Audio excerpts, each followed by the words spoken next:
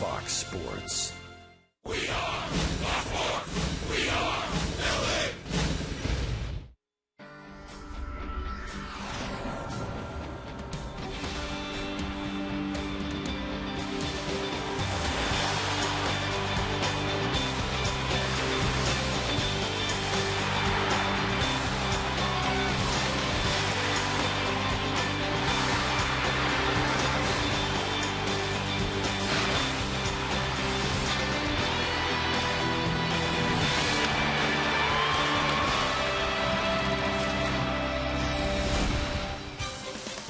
It's time for Dodger Baseball. Live from Dodger Stadium, Prime Ticket presents the Dodgers as they take on the Pittsburgh Pirates.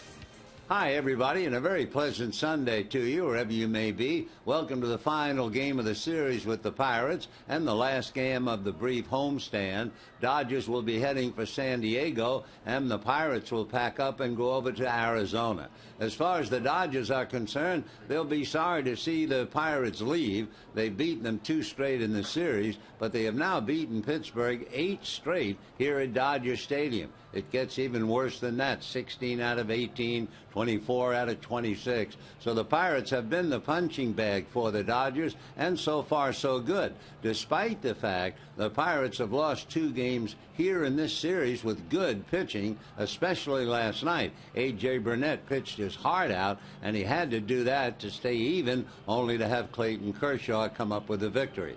Today, it'll be Jeff Locke, a left-hander, going for the Pirates. Hyun-Jin Ryu will be on the mound for the Dodgers. Locke, 1-3 against the Dodgers a year ago, has never won on the road. He is 0-4. So the prospects of a good ball game. Pull up a chair, and here we come. We'll have a lot of baseball right after this.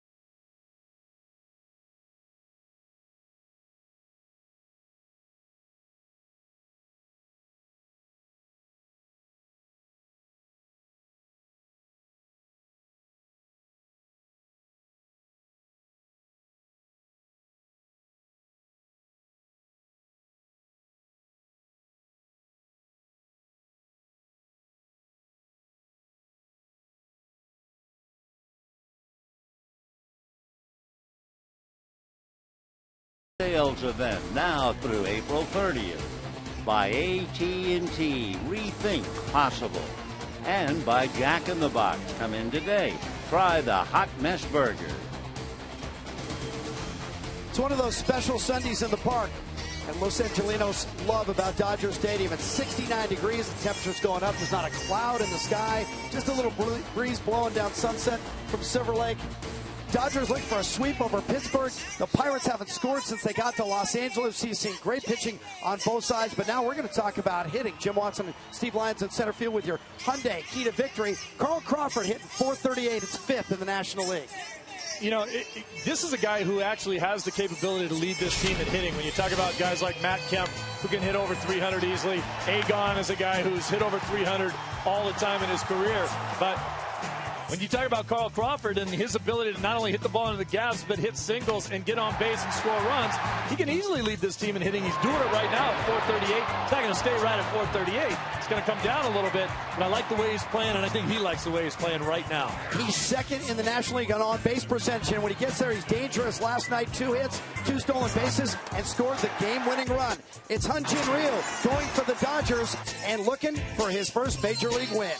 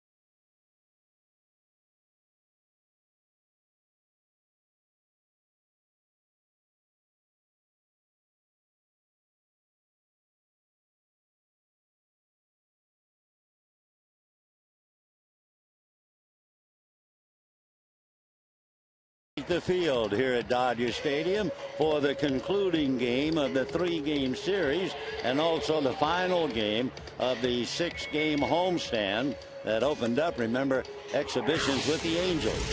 For the Pittsburgh Pirates, their lineup goes this way. Starling Marte is in left field. Neil Walker at second base. Andrew McCutchen is in center field. Gabby Sanchez at first base. Mike McHenry is behind the plate. Pedro Alvarez at third. Jose Tabata is in right field. John McDonald is the shortstop. And Jeff Locke on the mound. On the mound for the Dodgers, Hyun-Jin Ryu made his Major League debut Tuesday against the Giants. You may remember he allowed 3 runs, only 1 earned. He was in trouble throughout the game. He allowed 10 hits in 6 1/3 innings, but he did not walk anybody, struck out 5 and made 80 pitches. And of course, Don Mattingly, in talking about Ryu, is impressive with his background. He was saying that Ryu has pitched in the WBC, he's pitched in the Olympics, and even with all the festivities in his game against the Giants, he was very calm and kept his poise throughout the afternoon. So we'll see how he goes today in his second Major League start.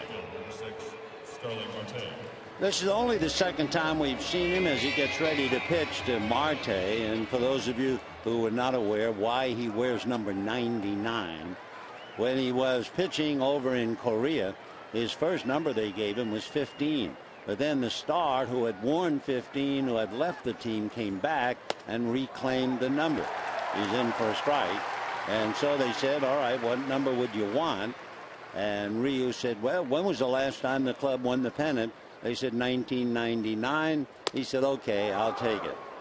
Marte spun around on a pitch inside, and the count, 1 ball and 1 strike. Starling Marte, a kid from the Dominican Republic, whose dad played a lot of baseball in the country. He promptly bangs a line drive into left field, and it's a base hit. Crawford up with it to get it back in. So Marte, a line single left, and the batter Neil Walker. Let's take a look at the Dodgers defensively, and it's Gonzalez and Punto, Sellers and Uribe. The outfield, Crawford, Kemp, and in right field, Jerry Hairston, Fedorovich behind the plate, and Ryu on the mound. Neil Walker, a switch-hitting second baseman, checks in. Since we're not going to see Pittsburgh again for a long time, I think we can duck in a couple of notes about them once in a while and not be accused of repetition.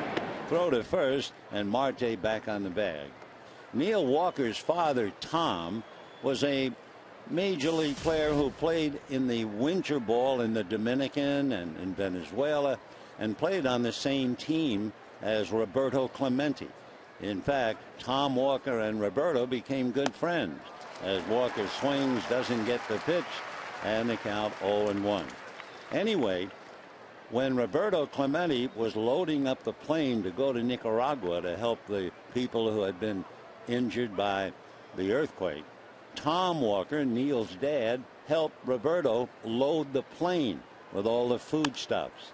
The next pitch is fouled off to the right of the plate. Adrian Gonzalez along with Fedorovich, no play. So that'll give us time to conclude the story. So when Tom Walker finished loading the supplies along with Roberto Clemente, he said, Roberto, I want to go with you to Nicaragua. I can help out. And Roberto said, no, Tom, I appreciate it, but you stay here. So Roberto took off. The plane crashed. Clemente lost his life. And Tom Walker, still alive, as fate decreed that he would stay home. So here is the chip off the old block, Neil Walker. And Walker up there 0-2, has a look at a pitch off the plate, and the count 1-2. Walker struggling a bit like most of the Bucks. He is 0 for 11. He had reached base safely 4 of his first 8 appearances, but he's drawn blanks ever since. The Pirates have gotten wonderful pitching. Ryu's fastball is popped up on the infield. Sellers calling, Punto is calling, but Sellers will stay with it and make the catch. So Neil Walker pops up, 1 away, and Andrew McCutchen coming up. McCutchen, of course, is the big bat, the big star in the lineup. He's hit safely in 4 of the first 5. He hit safely in 4 straight, actually, and then the Dodgers shut him down last night. He's also perhaps the most popular guy on the team because yesterday, before anybody knew it, Andrew arrived in the ballpark into the clubhouse and gave every member of the team Dr. Dre headphones. So all of the players delighted with that free gift. But McCutchen, obviously, that kind of a kid. His dad is the pastor of a non-denominational religious church. Andrew sings in the choir, and last summer his mom sang the national anthem in Pittsburgh. So McCutchen at the plate. You might remember too that Andrew fell short, finishing up behind the batting champion Buster Posey. So Ryu set at the belt, looks at first, works a change high and away. They check to see, and they're going to call it a swing. And McCutchen appears a little stunned, looking down to Mike Malinsky. So Andrew is still not quite ready to get back in the box.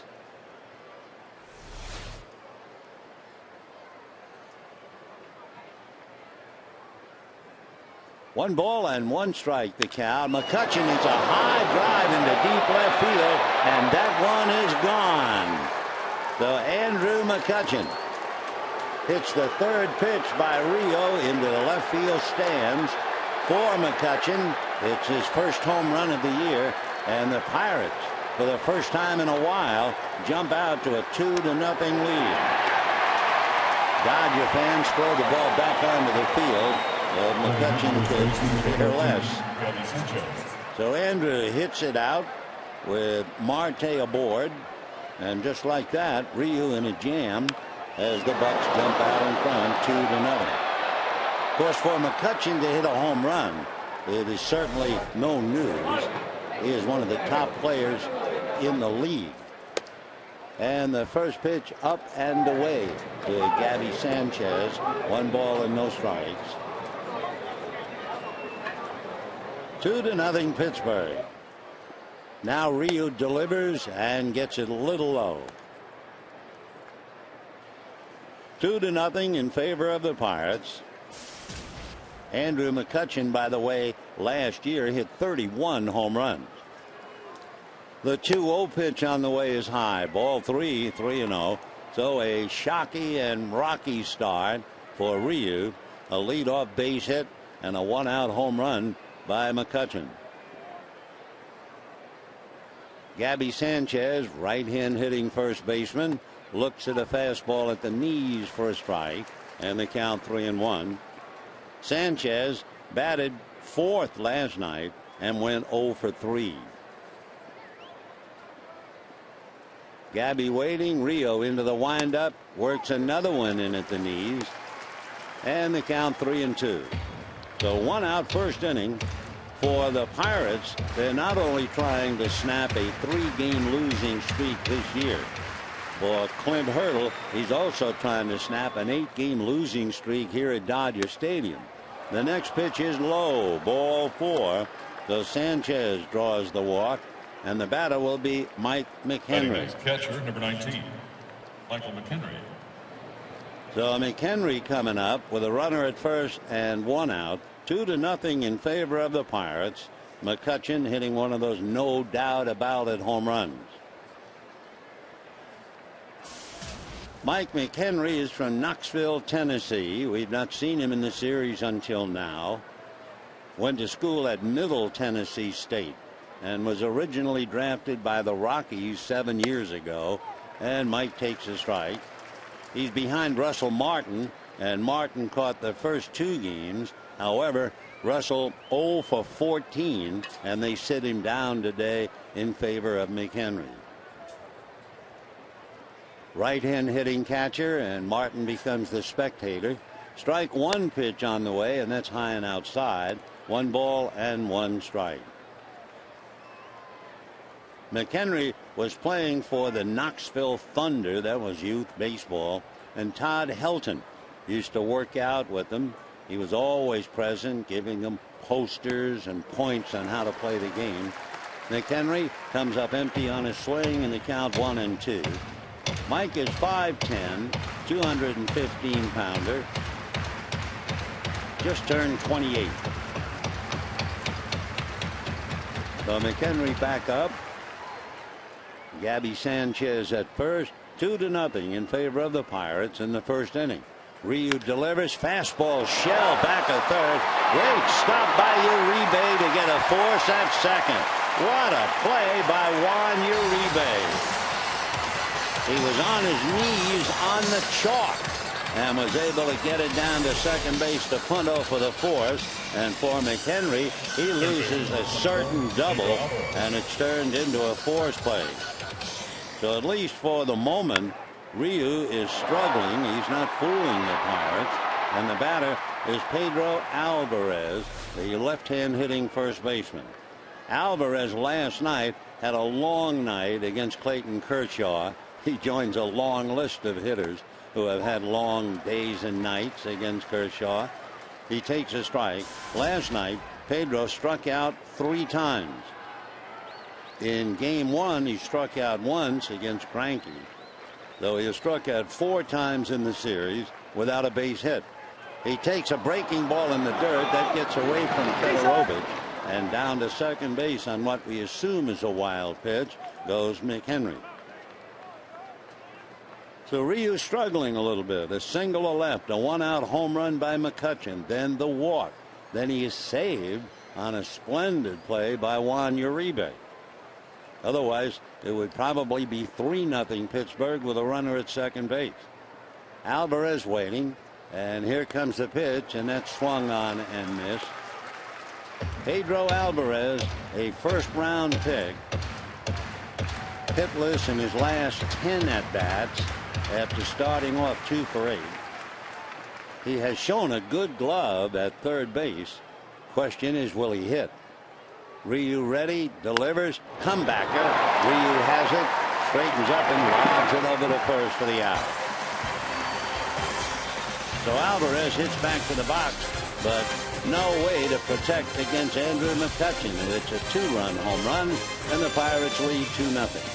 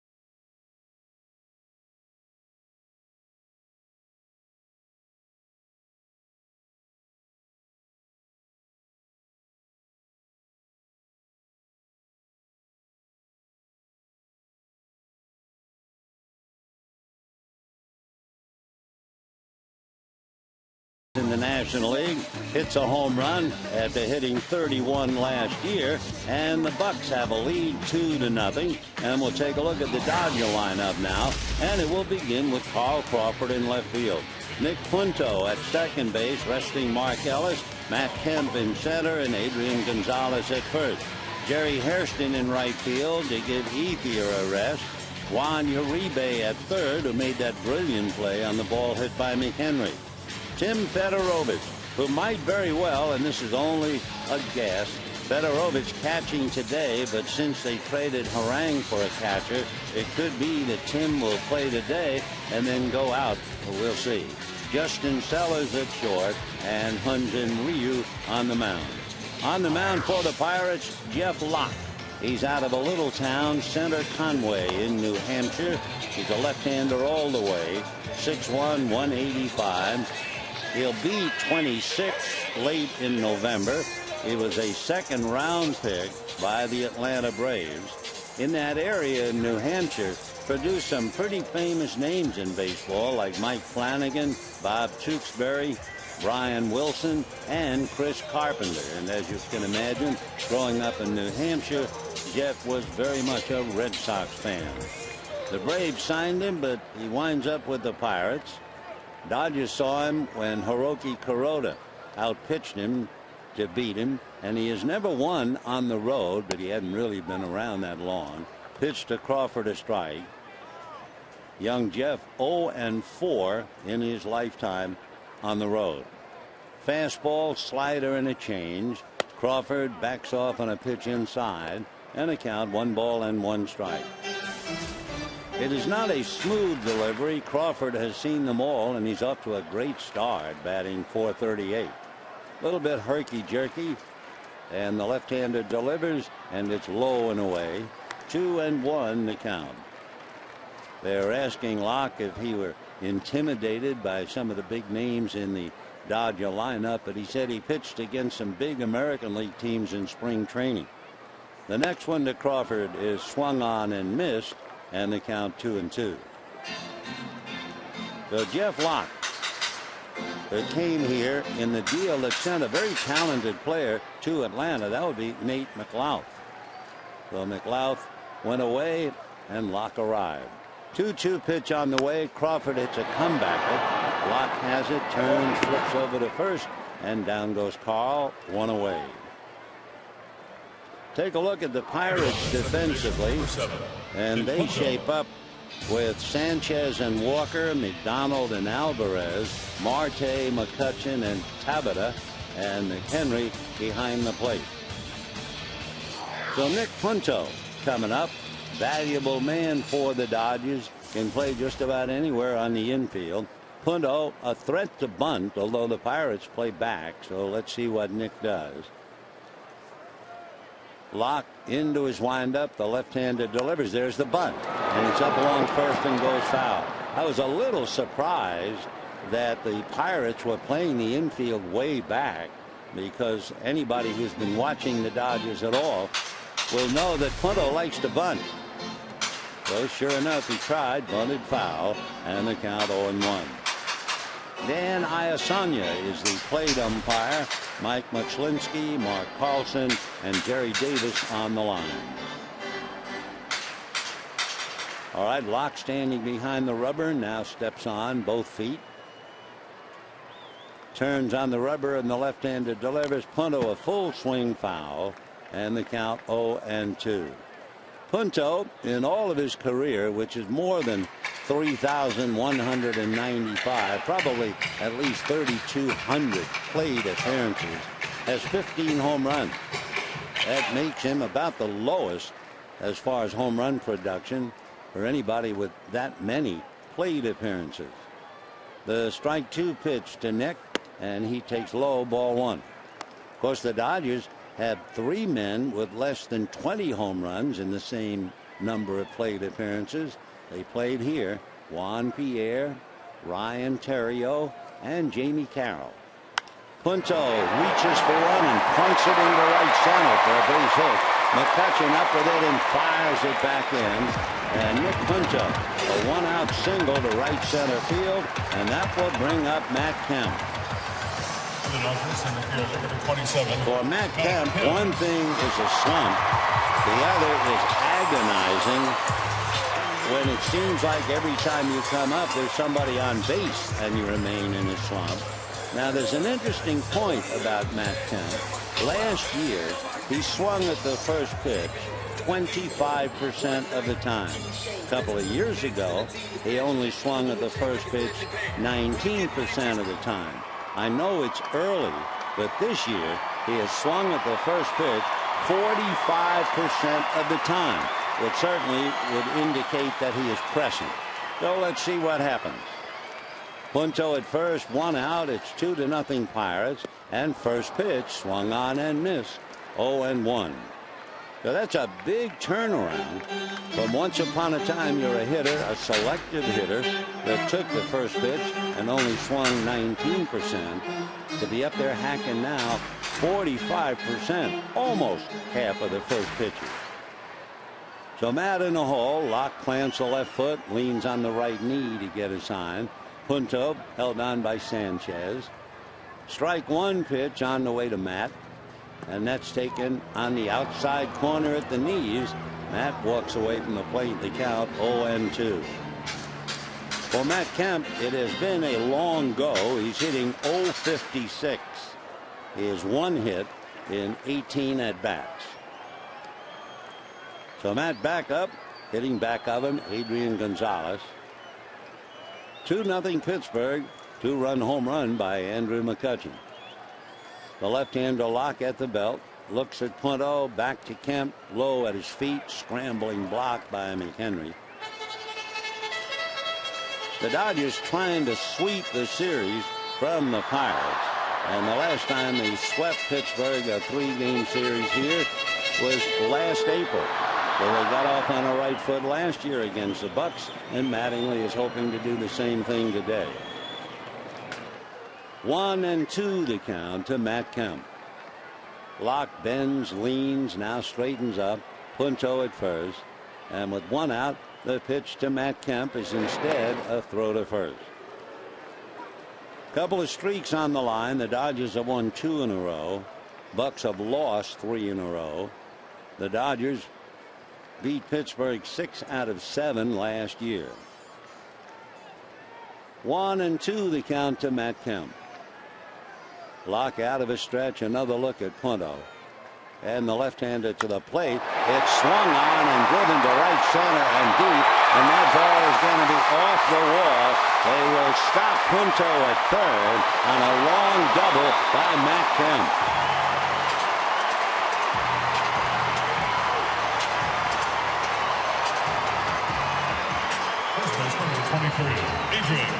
So Matt Kemp goes the other way. Remember, his first and only hit of the year was a double to right center that produced a run batted in. This time his double to right center got Punto to third.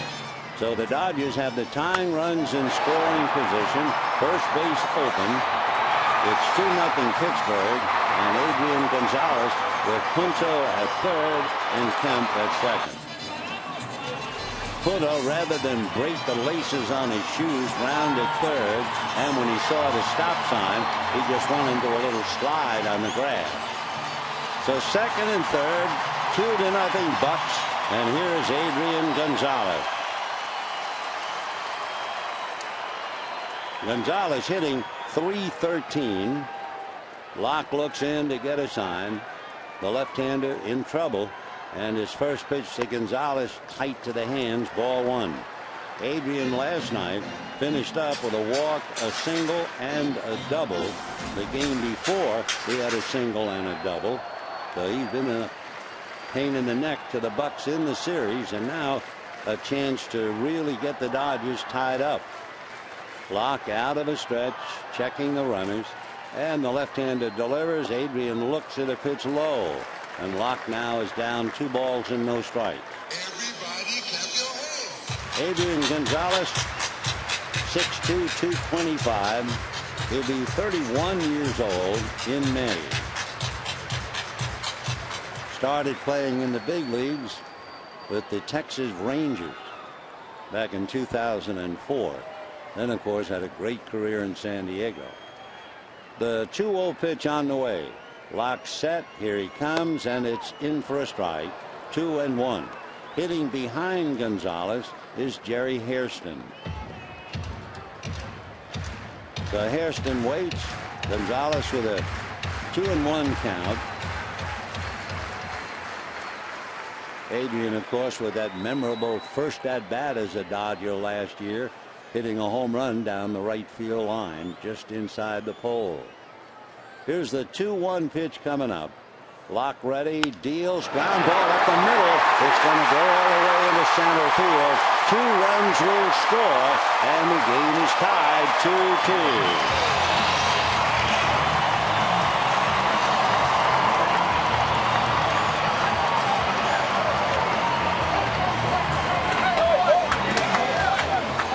So the Dodgers put the key in the lock and come up with 2 runs to get even immediately. For Adrian Gonzalez, he now has 3 RBIs this young year. Just did get by the diving Neil Walker. So 2 runs score and hold everything. Ray Searage, the pitching coach for the Pirates, on his way out to the mound. For Neil Walker, the second baseman, so near and yet so far. So in the first inning, he joined us late. Starling Marte single to left, and with 1 out, Andrew McCutchen buried one in the pavilion in left field to give the Pirates a 2-0 lead. But the Dodgers come right back with 1 out. Punto single to center. Kemp doubled into third. Gonzalez singles both men home. So we have a 2-2 tie, and Jerry Hairston coming up. 3 hits in a row against Locke. So if nothing else, Searage wanted to go out and break the mood. Jerry Hairston has had 3 at-bats this young season. He is 0 for 3. Right-hand batter, Locke checking his defense, now plants the left foot. Jeff straightens up. Gonzalez short lead at first, and the left-hander's pitch is low, ball 1. As we've mentioned throughout the series, Adrian Gonzalez has not been a threat on the base paths. He did have 2 last year, but he's had 4 stolen bases in the last 9, almost 10 years. Yet the Bucks consistently hold a corner on him. And Hairston waiting, 1 ball and no strikes. 2-2 in the first inning. Locke out of a stretch. Jeff comes to the plate, and this one's at the knees. A good fastball for a strike, and the count 1 ball and 1 strike. For Jerry Hairston facing Locke, he has to thank his lucky stars. Remember, he had hip surgery. It was questionable as to whether he'd ever able to come back. 1-1 to Jerry. Locke comes right back, and it's swung on. High fly ball, but that's all it is. Andrew McCutchen is there to pick it off. Going back to first goes Adrian Gonzalez. And the batter will be Juan Uribe. Uribe has already made an impression in the first inning. He made a dazzling diving stop on the foul line deep at third, and then got up and turned it into a force play. If that ball had gotten by Uribe, Sanchez would have scored, and McHenry would have had a double, and it would have been at least 3-0 Pittsburgh. But now the ball game is tied 2-2, and here is Uribe. Out of a stretch goes Locke, looking over at Adrian Gonzalez, and the pitch to Juan at his feet, ball 1. So 2 out in the inning in a 2-2 tie. Uribe out of the box, a quick look to Tim Wallach. Hitting behind Uribe, Tim Fedorovich. By the way, they informed us as about we were going on the air. Now we have a sellout today. Here's the pitch, a check swing, 2-0 to count. And it reminds me of a conversation we had with Tim Fedorovich on Fan Fest Day before the season opened. And Tim and I were driving to the Fan Fest area in center field. And when we got to center, he looked back towards home plate and said, "Wow, I've never played before a sellout crowd." Well, he's got his wish right now. Here's the 2-0 pitch. Big swing, high foul off first, and that will go back out of play. The only thing in life appears to be cruel in just about every area. Talking about Fedorovich, who has waited to play before that sellout crowd, and yet you look at the game today, and at least the thought comes that he might very well be sent back following the game. 2 out, 2-1 to count to Juan Uribe. Locke straightens up, another look at Gonzalez, and the pitch to Uribe, big swing and a high fly ball into shallow right field. Tabata is there to make the catch, and that's the inning. But the Dodgers, thanks to 3 hits in a row and a 2 RBI single, leading in a 2-2 tie.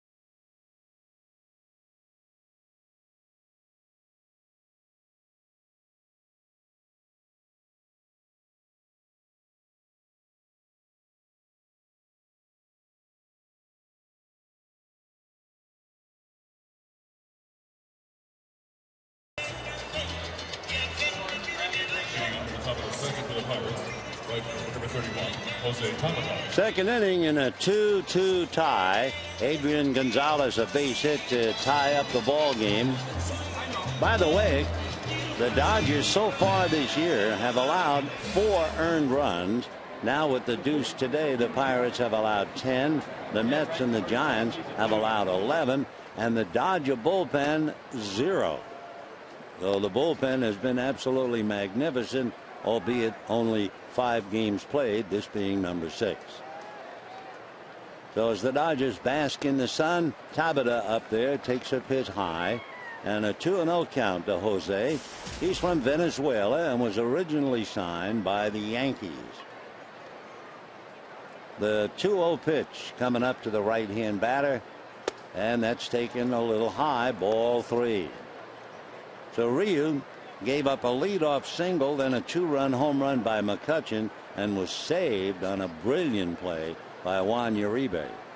3-0 pitch on the way. Tabata looks, and it's a strike. We were mentioning Neil Walker in the story relative to Roberto Clemente. Tabata grew up a big fan of Clemente. His father was a huge fan of Clemente. In fact, Tabata, although we can't see it, has a tattoo on his left chest that bears an image of Roberto Clemente. And a Spanish inscription says, "For my father." The pitch hit in the air to shallow center. Matt Kemp comes driving in, picks it off. The Tabata, a fly ball to center, 1 away. And the batter will be John McDonald. They have a James McDonald and a John McDonald. John McDonald is a veteran. He'll be 39 in September. So he brings up a lot of games and a lot of wisdom. Started playing ball in 1996. John, right-hand batter, takes low, ball 1. He's played with Cleveland, Toronto, Detroit, Arizona, and now here he is with the Bucks. The next pitch to McDonald, a little high. So McDonald, among other things, played in most leagues all the way up the ladder to the big leagues. 2-0 pitch. John takes off the plate. Ball 3. 3-0. So Rio not as sharp, and of course sharp is a different word. Last time out he gave up a bunch of hits but only 3 runs. This time he gets a strike. So 3-1 to McDonald. The veteran shortstop followed by the pitcher Jeff Locke. The 3-1 pitch is taken for a strike. McDonald in his lengthy career has hit .230 in the National League, .240 in the American League. Last year with Arizona, 70 games, he hit .249. Hits a comebacker, backhanded by Ryu, who flips over to first for the out. Nice play. So Rio makes a good play. 2 down in the second inning, and the batter now is Jeff Locke, the pitcher.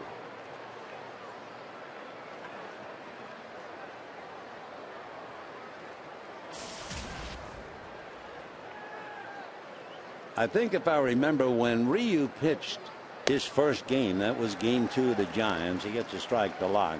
I remember reading in the paper that it was 11 o'clock in the morning in Seoul, Korea.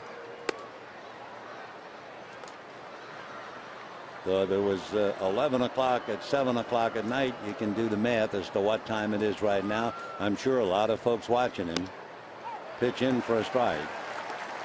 Although advisedly, one eye on Ryu and the other eye on North Korea. 2 down, second inning in a 2-2 tie. Ryu delivers, working quickly. Strike 3 called. Ryu was off the mound before the plate umpire Ayasanya said strike 3, and at the end of 2.5, 2-2.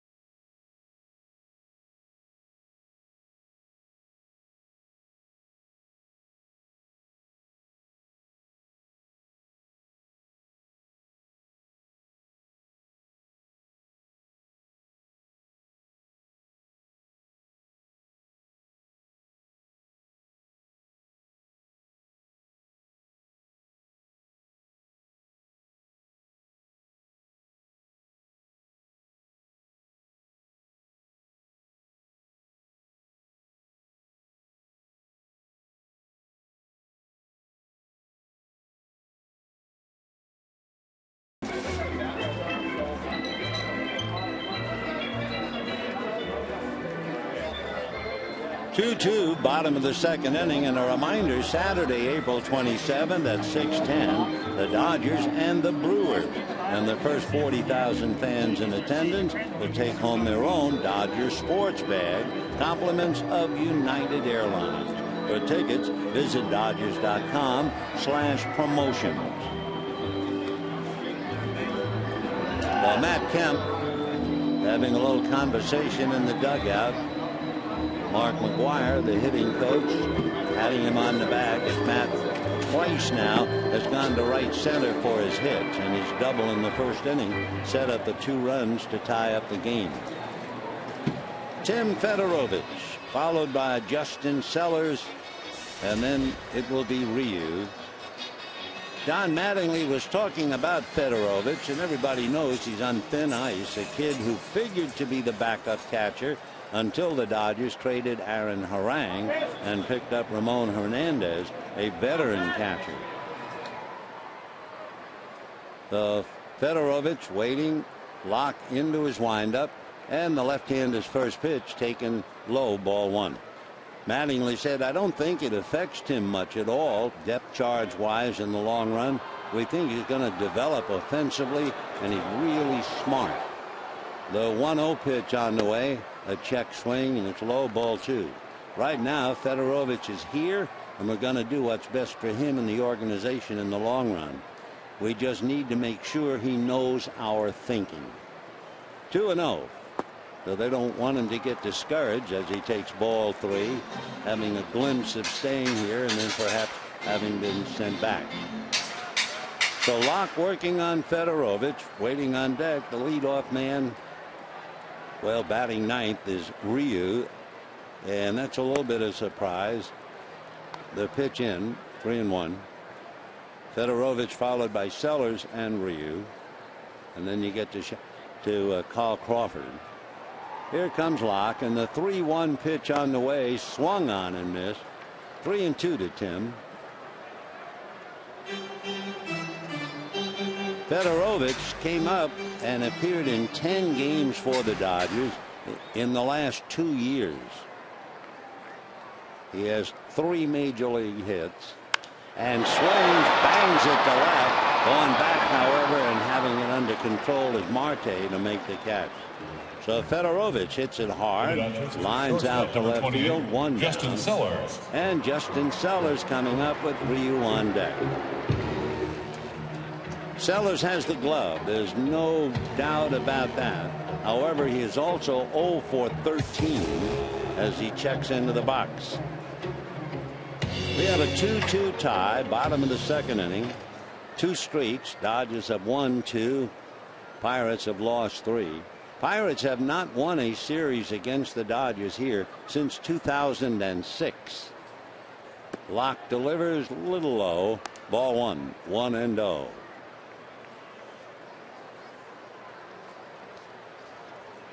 Justin waiting, left-hander, Locke into the windup, comes back to the plate, and that's fouled off to the right, out of play, 1-1. Sellers 0 for 3 last night, struck out twice. Game before 0 for 3. So Justin trying to get off the mark, 0 for 13. The 1-1 pitch on the way.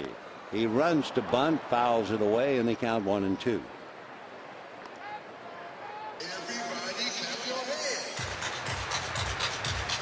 Again, a good idea for Sellers to try to bunt his way aboard, hitting 8th in the lineup. We mentioned the fact Punto likes to bunt. The Bucks acted as if they didn't know that. They played deep, and Punto tried to bunt the first pitch. Now the pitch to Justin Sellers, swung on, high foul off first, and that will carry back into the crowd. Don't forget the Dodgers schedule now. They'll go down to San Diego and open up the Padre home season Tuesday. That's a 3:40 game, and it'll be on KCAL. Dodgers play 3 in San Diego, 3 in Arizona next weekend, and then they come right back home to play San Diego here. 1-2 pitch, fastball fouled away. So Jeff Locke and Justin Sellers battling it out. Here's that schedule again, and to give you an idea of the pitching, Josh Beckett against Clayton Richard, Chad Billingsley against Eric Stultz, and Zach Greinke against Jason Marquis. So Billingsley is tabled to pitch on Wednesday. 1-2 pitch on the way is swung on and missed, and down goes Sellers. For Billingsley, of course, he will be celebrating an anniversary. Chad made his very first big league start in San Diego, and if memory serves me right, he had a base hit. Apparently that sore finger that was preventing him from throwing curveballs has healed. Now 2 out, and here's Ryu. Takes a strike. 0-1. We're in the second inning in a 2-2 tie. The pitch to Rio, in for another strike. 0-2. Jeff Locke doesn't noodle around out there. He's right back on the rubber, ready to pitch. The left-hander's strike 2 pitch coming up. And it's waved at and missed. Down goes Rio. 2 strikeouts, back to back. And at the end of 2, we have a 2-2 tie.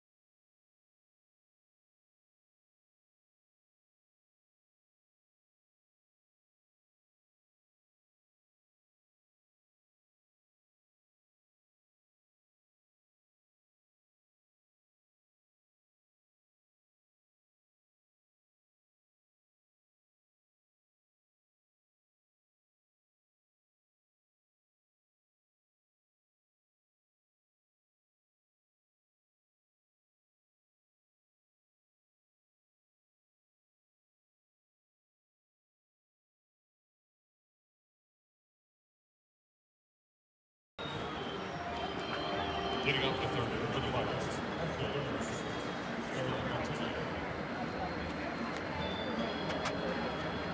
We have a 2-2 tie as we go to the third inning, the Dodgers and the Pirates. For Ryu tuning up, he's made 40 pitches already.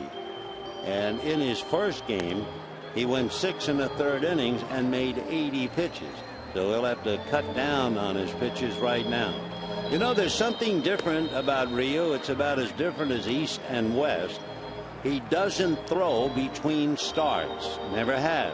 Not in Korea, not here. In fact, when he reported to the Dodgers for spring training, he hadn't thrown all winter. Ryu stands on the side of extreme caution or even preservation. He did endure Tommy John surgery while he was in high school. But in the course of a conversation, he didn't mention that as grounds for his personal schedule, he never throws in between starts. The left-hander ready, delivers, and Marte takes a strike. Rio says it started a few years ago as Marte, who singled, waits at the plate. Strike 1 pitch. He runs to bunt, lays down at Dandy. Uribe hits it, throws, no good. That's a bunt single for Starling Marte.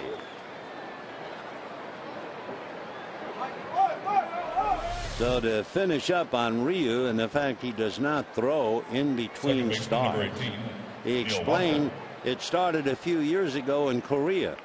He said over there it's common you throw over 100 pitches in every start. It takes 5 days to fully recuperate. So my number one priority is to be ready to throw another 100 pitches. Well, in the U.S. it's totally different. The vast majority of pitchers usually have a rather rigorous bullpen between starts. Pitch is popped up on the left side. Sellers is calling, and the shortstop makes the catch, and that takes care of Neil Walker. So 1 out, Marte at first, and now here comes Andrew McCutchen. Andrew McCutchen last year was hitting .373 during the first 100 games. That was the highest average for a Pirate player since the great Paul Wainer all the way back in 1937. And then something happened on August the 3rd. At that time he was leading the league, hitting .373. McCutchen takes a strike. He was hit by an Aroldis Chapman fastball, and he's a guy who's been clocked at 100 miles an hour. Since being hit by that pitch, he batted only .248 the rest of the way. Intimidated? I doubt it. He just roughed up. So Andrew McCutchen, I would think anybody who faces Aroldis Chapman would be somewhat intimidated without ever being hit. Ryu delivers, and it's low. 1-2 the count. It was McCutchen who hit the 2-run home run in the first inning. So Andrew McCutchen, he'll be playing for the Bucks for a long time. He had a 6-year extension. Got a Gold Glove last year, and he takes way off the plate.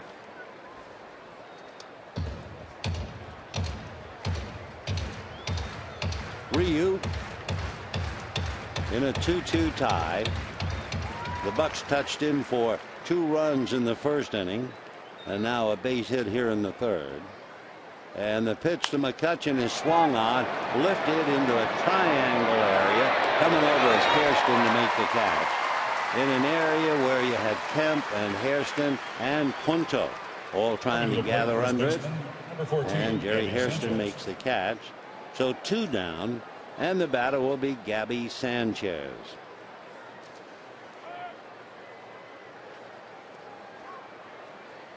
The Pirates are still the only team in the majors not to have allowed more than 3 runs in a game. They've allowed 2 so far, and they're tied up. The pitch off speed and away, ball 1, 1-0.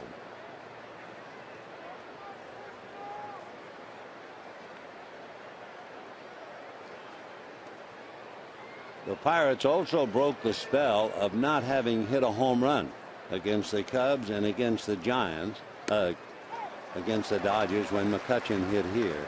The pitch at the plate makes it a 1-ball, 1-strike count. It was the first time that the Pirates had gone 5 games without a home run. Quite a while. Back to 1998. The 1-1 pitch on the way, swung on, fouled at the plate.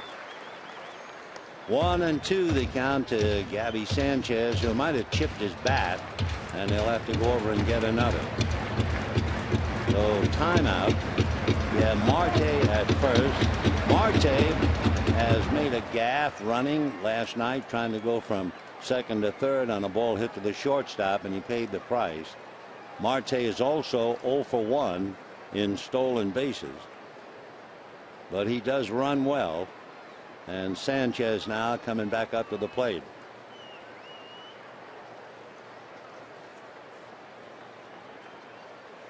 Out of a stretch goes Ryu.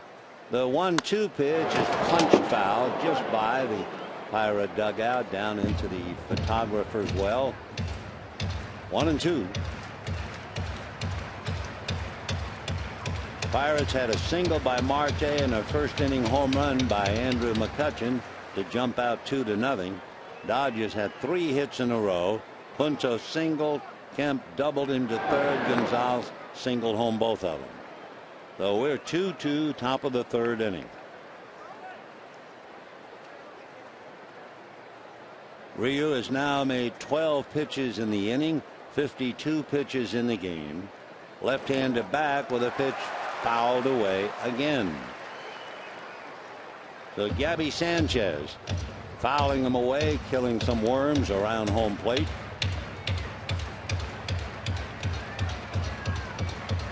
Gabby started the first 5 games, and he played first base in 4 of the 5, went 1 for 13. They sat him down, and now he's back in there. Dodgers 2, Pirates 2. Top of the 3rd, Marte at first. Ryu looks over at him, and there he goes. An off-speed pitch is lifted in the air to shallow left field. Coming up for it is Crawford, and that's that. So no runs, 1 hit, a man left, and at the end of 2.5 innings, a 2-2 tie.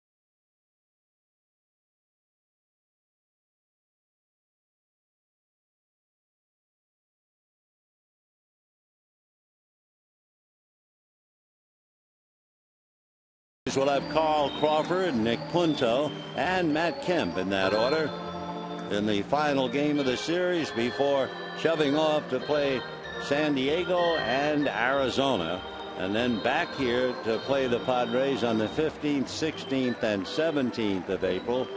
Dodgers then go back out on the road to Baltimore and the New York Mets, and the next homestand of any number will feature Milwaukee and Colorado. So bottom of the 3rd inning, top of the order, Carl Crawford, followed by Punto and Kemp.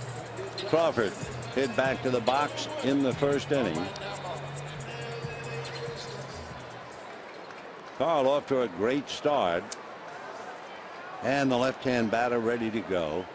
The left-hand pitcher turns into his windup and lock ready. Fastball low and away. 1 ball and no strikes. Crawford 2 for 3 with 2 stolen bases last night. 1-0 pitch on the way to Carl. He holds up, and that's low, ball 2, 2-0.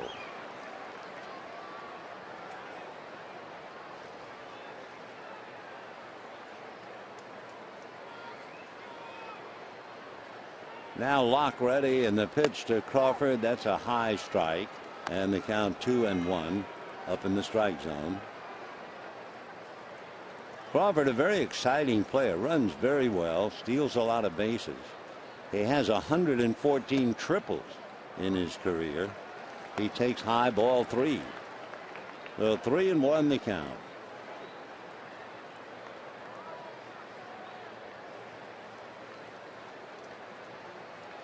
Locke very deliberate. Here he comes. It's swung on, whacked into the gap. There's nobody there. It's going to go and hit the base of the wall. Crawford is into second base, standing with a long double. And boy, are the Dodgers delighted with Carl Crawford. Remember, he came over as damaged goods. He had the bad elbow. No one really knew when he would play or how he would play, but he said he would be ready for opening day, and he sure is. So Crawford, a leadoff double into the gap in left center field, and the batter will be Nick Punto. So Punto, who tried to bunt the very first pitch, fouled it off, and then promptly singled to right center field. Nick, right-hand batter, facing Locke.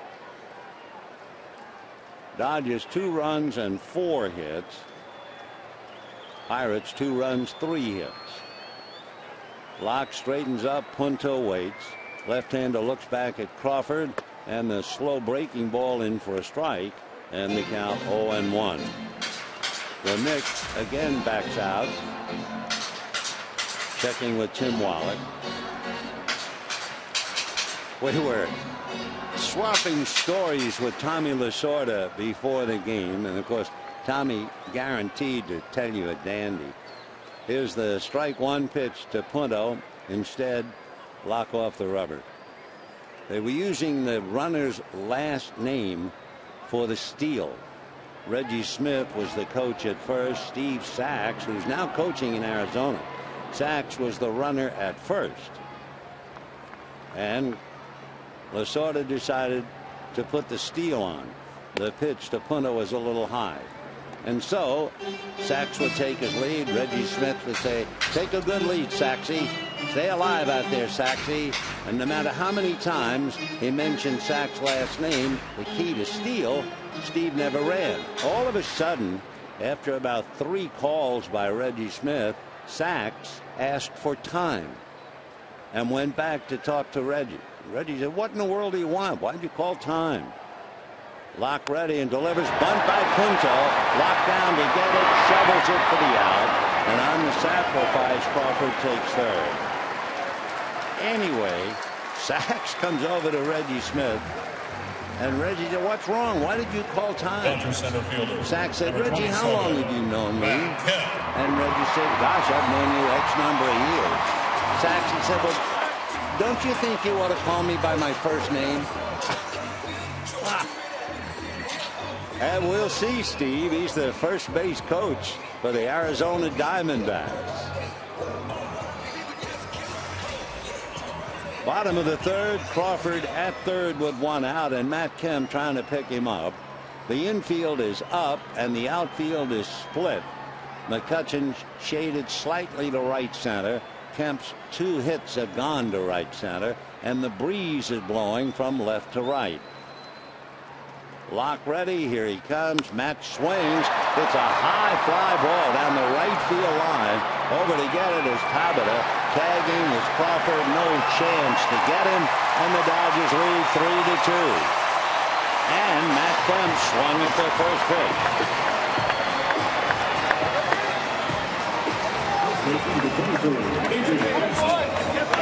So a double by Crawford. The sacrifice by Punto, and then the fly ball to pick him up.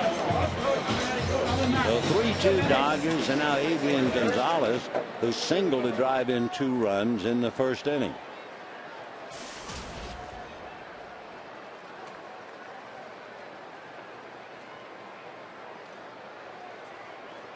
Left-hander Jeff Locke into the windup, breaking ball up and in. Ball 1 to Adrian. Adrian hit a ground ball just through into center field to drive in 2. Neil Walker diving at it, trying to knock it down, couldn't do it. They load up the right side of the infield again, and Gonzalez hits one to left field. In the air, Marte is there. Starling makes the catch for the out. However, the Dodgers play it the right way. A double, a key sacrifice, and a scoring fly ball, and they lead 3-2.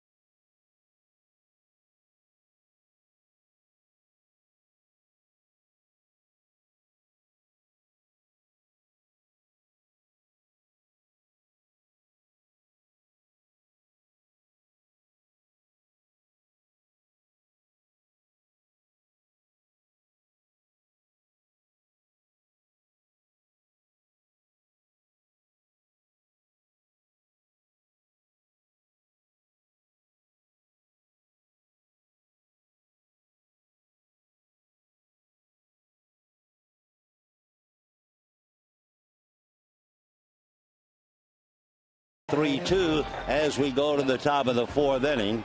Few reports. Arizona leading Milwaukee 6-4 in the ninth inning. Goldschmidt becoming a power man, 3 for 4. Colorado leading San Diego 3-0 in the fourth inning. Dexter Fowler a 2-run home run. Cardinals Giants scoreless in the third. Giants the same record as the Dodgers, 3-2. Ryu ready to pitch in the fourth. Mike McHenry takes ball one. McHenry robbed of an extra base hit. A great play by Juan Uribe. This time he pops it foul off to the right. That'll carry back into the stands. 1 ball and 1 strike.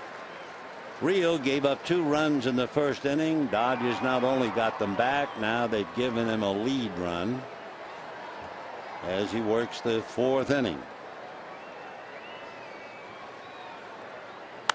That's going to go foul down the line. Question that comes up in the final game of the 3-game series, and that is, are the Dodger pitchers making great pitches, or are the Pirate hitters just haven't been able to capitalize? Part of the thought in the series, Pirate hitters are 1 for 16 despite having a 3-ball count their way. Kershaw, of course, blew them away twice. The Pirates have only drawn 4 walks in their 20 plate appearances that went to 3 balls. Fly ball to Crawford. That'll do it for McHenry. 1 away. So needless to say, the Bucks have gotten good pitching, and their hitters have been totally out of whack.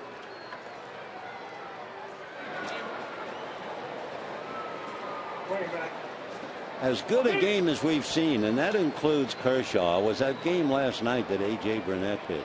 Struck out 9. He had great stuff. I mean, he had the stuff that he had 5 years ago when he was an 18-game winner with Toronto, or even last year when he had a 16-win season despite pitching for a team under 500. He was terrific. Meanwhile, Alvarez having troubles, waves and misses. 0-2.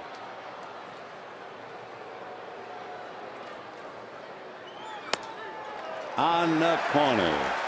So Alvarez thoroughly overwhelmed by left-handed pitching, and down he goes. So he has struck out 5 times in the series. That's a killer. And with 2 out, Tabata coming up. Fly to center in the second inning. I thought last night in watching the game, it was a lot easier for Clayton Kershaw to face the Pirate hitters than it was for A.J. Burnett to face the Dodger hitters. And Burnett struck out 9, allowed 1 run. He made 108 pitches. Fellow had a no-hitter way back in 2001 against San Diego, but he was marvelous.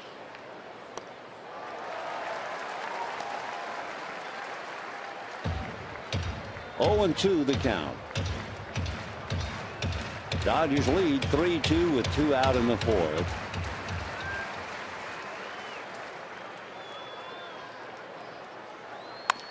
Crack bat, ground ball to Sellers. He's on it to get him. So down go the Bucks, and at the end of 3.5 innings, Ryu walks off leading 3-2.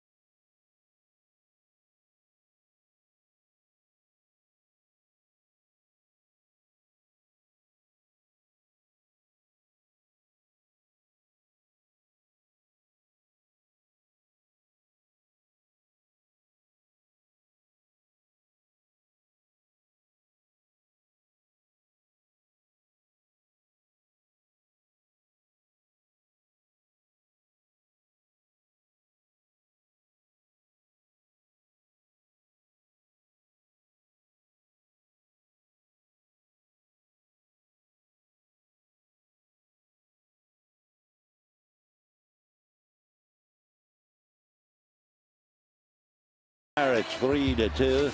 Happy moment here in the ballpark. A proposal in the stand. Here's a happy moment. It's time for today's Prime Ticket Twitter poll. What is your favorite 1-2 pitching combo in LA Dodger history? Would it be Koufax and Drysdale, or would it be Valenzuela and Hershiser? Tweet hashtag Koufax Drysdale or Valenzuela Hershiser and keep tuning in. We'll look at the results. I would assume the biggest difference from the audience looking will be age. I mean, if you're young, certainly you'll remember Valenzuela and Hershiser and not particularly remember Koufax and Drysdale. So we'll see how it comes out. Jerry Hairston will start it off. That's a strike.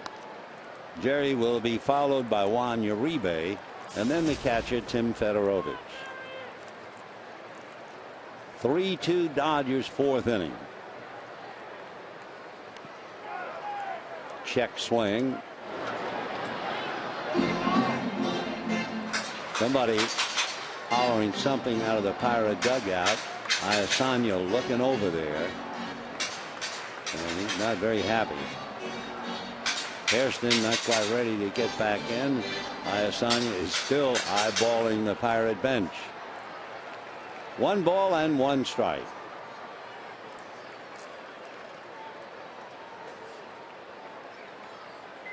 Shot up the middle, behind the bag, smothering and unable to throw is Walker. And Hairston is aboard with a solid single. That thing went through in a hurry. It got by Locke. Locke dropping down, trying to lunge at it. Walker tried to smother and throw. Got the smother part, but couldn't throw. So a base hit for Hairston. And the batter now will be Juan Uribe, who's flied to right field in the first inning. Great effort by Neil Walker, but to no avail.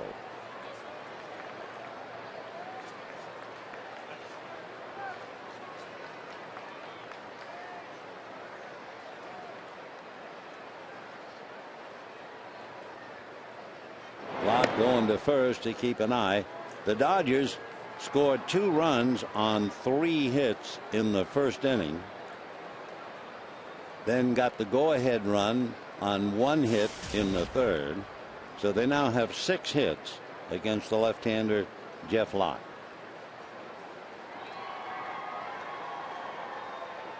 And again, the Dodgers have 3, but the Bucks have not allowed more than 3 runs this year.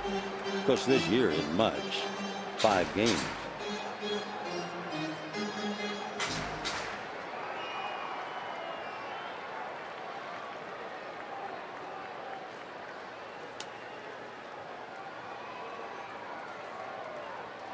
And they're keeping an eye on Hairston. You don't think of Uribe as a hit and run man. He keeps looking down to Wallach. So if you think about Hairston, I think the first thought is might be a straight steal. Let's see. There he goes. And the pitch is punched to first. They're going to get an out. The return throw, no play. So they do get the force play, 3-6. And that will bring up Fedorovich. We mentioned when the Dodgers leave here, they'll go to San Diego. Dodgers had pretty good luck against the Padres. They won the series last year, 11 of the 18. They were 6-3 in San Diego. Then they go to Arizona. So you have Uribe at first, 1 away. Fedorovich, who hit the ball hard, lined out to left field in the second inning at the plate.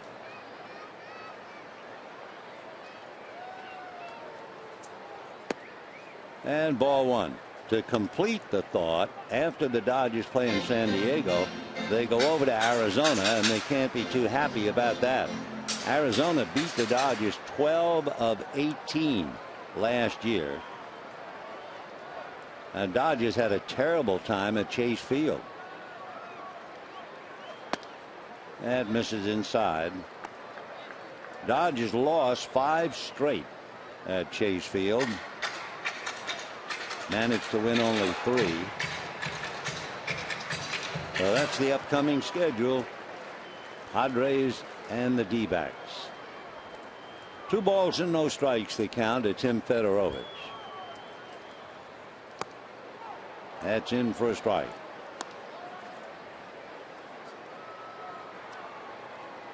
Fedorovich checking with Tim Wallach.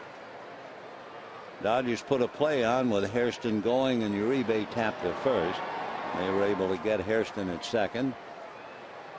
Uribe held on by Gabby Sanchez. 2-1. Inside fastball. So 3-1. Don't forget the Dodgers have beaten the Pirates. It's hard to believe. 8 straight at Dodger Stadium and 16 of the last 18 games here.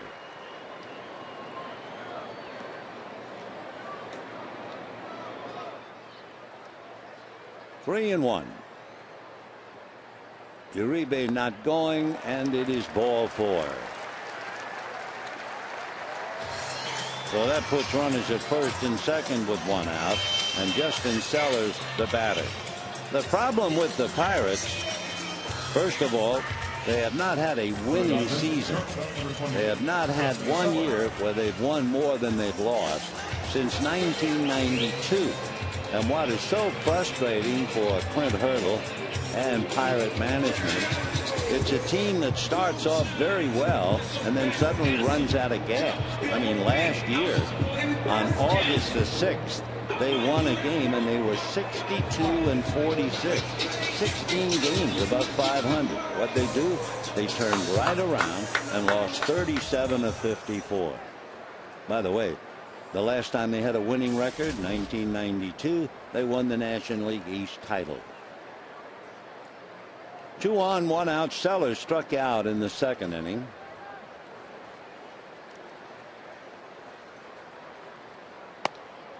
Inside, ball 1, 1-0.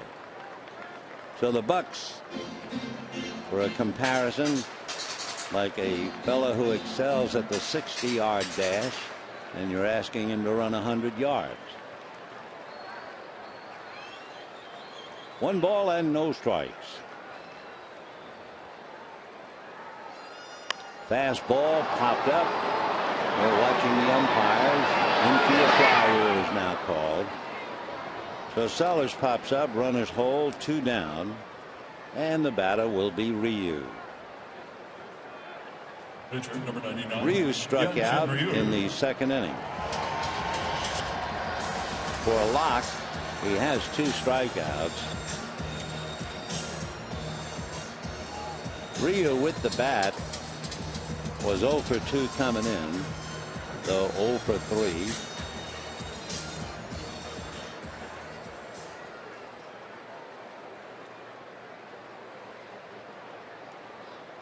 Hyunjin Ryu,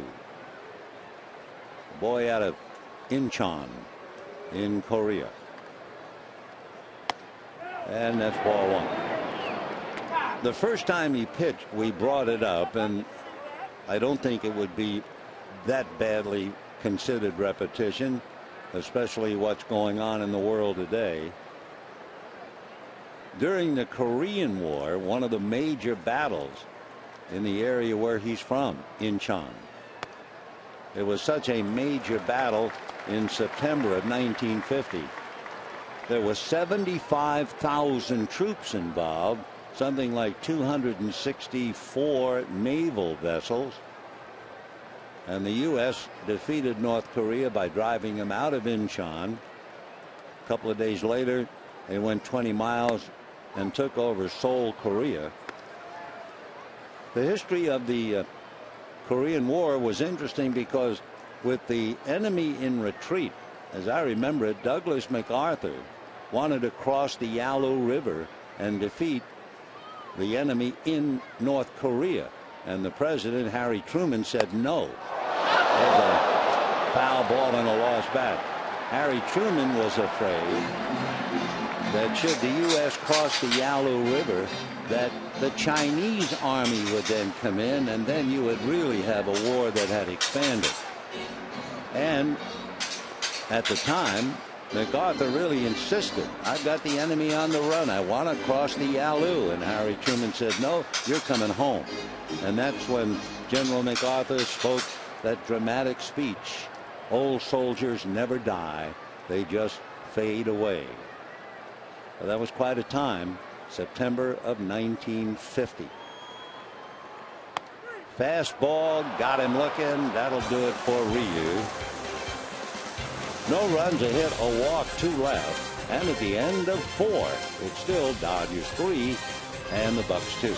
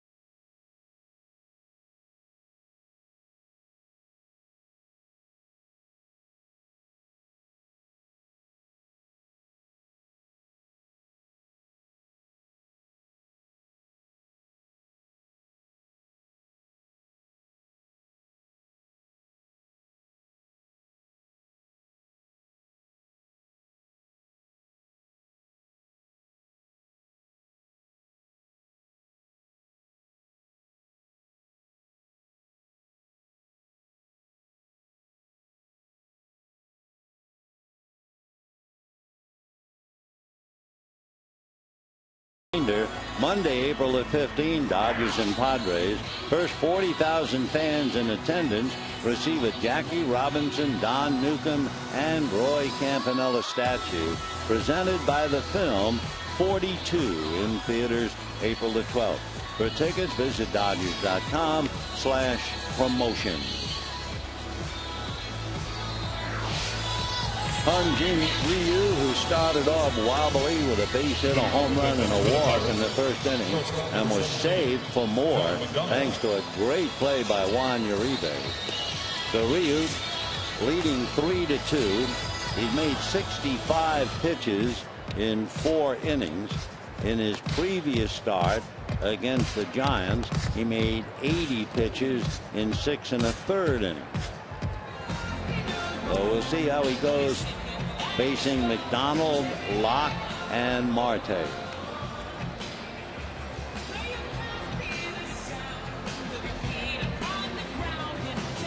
So the veteran McDonald will lead it off.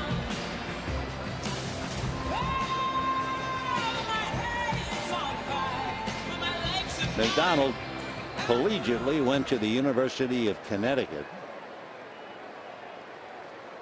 Eventually graduated from Providence College. And John takes ball 1.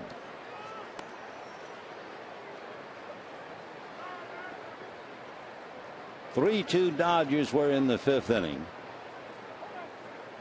Time.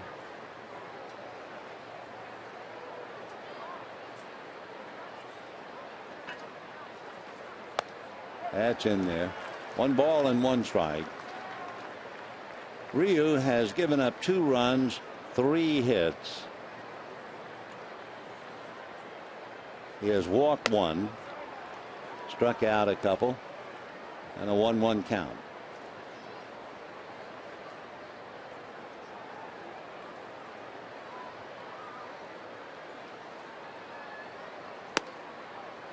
Ball 3.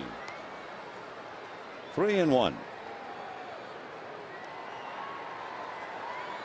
Dodgers doing okay against Pittsburgh, but really will get a far better line on the Dodger hitters when they go to Arizona.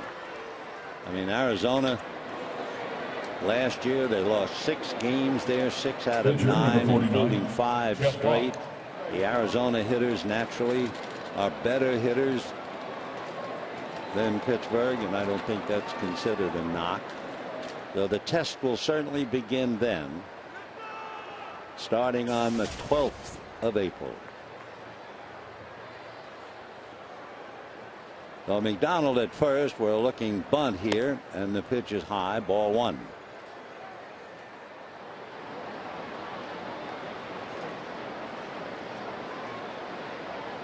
Checking to see Nick Leyva hanging out a sign maybe in the third base coaching box.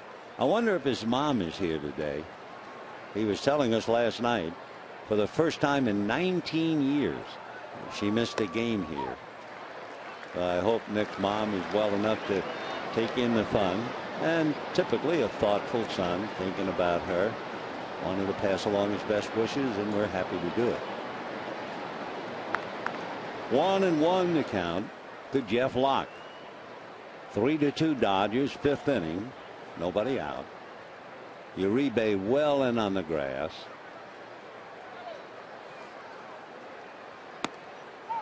Looking it right into Fedorovic's mitt. 1-2.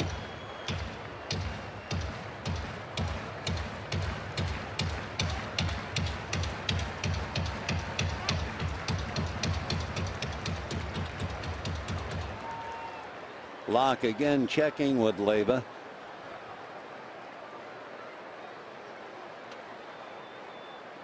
McDonald off the bag at first. Outfield very shallow. Matt Kemp in center. Jerry Hairston in right. Crawford, however, just in case, he plays a little deeper in left. Swing and foul back. So they took the bunt off. Locke fouls it away, and the duel continues. 1 ball and 2 strikes.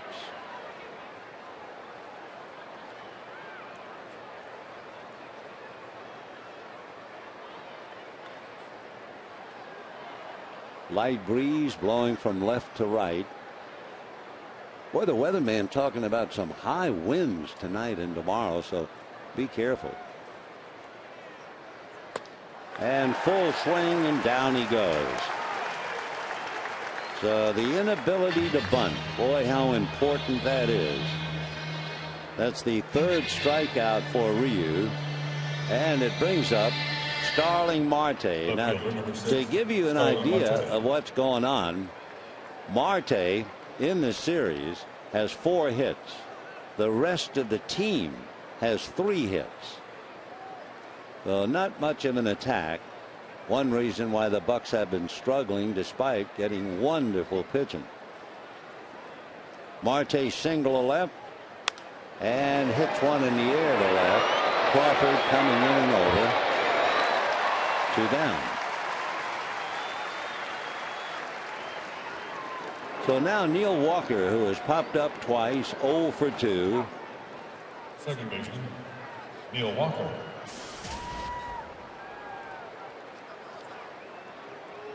A lot of athletic people in the Walker family. Besides his dad, Tom, we've talked about him. His uncle, Chad, they called him Chip. He was in the big leagues back about 1975-76. His older brother, Neil, an outfielder in the Tiger organization and Baltimore. His other brother, Sean, a pitcher at George Mason University, and for good measure, his sister played basketball, and she's playing professionally in Ireland. Neil Walker, as he just did, swinging at the first pitch and swinging at the second. He has 22 infield hits last year. Switch hitter, batting right-handed, and last year he had 14 home runs. 1-2. With all of his other baseball abilities, Neal was also a wide receiver at high school and a high school All-American baseball player. 1-2 to Neal Walker. Time. Walker looks like an athlete. He's 6'3", 215 pounds, 27 years old.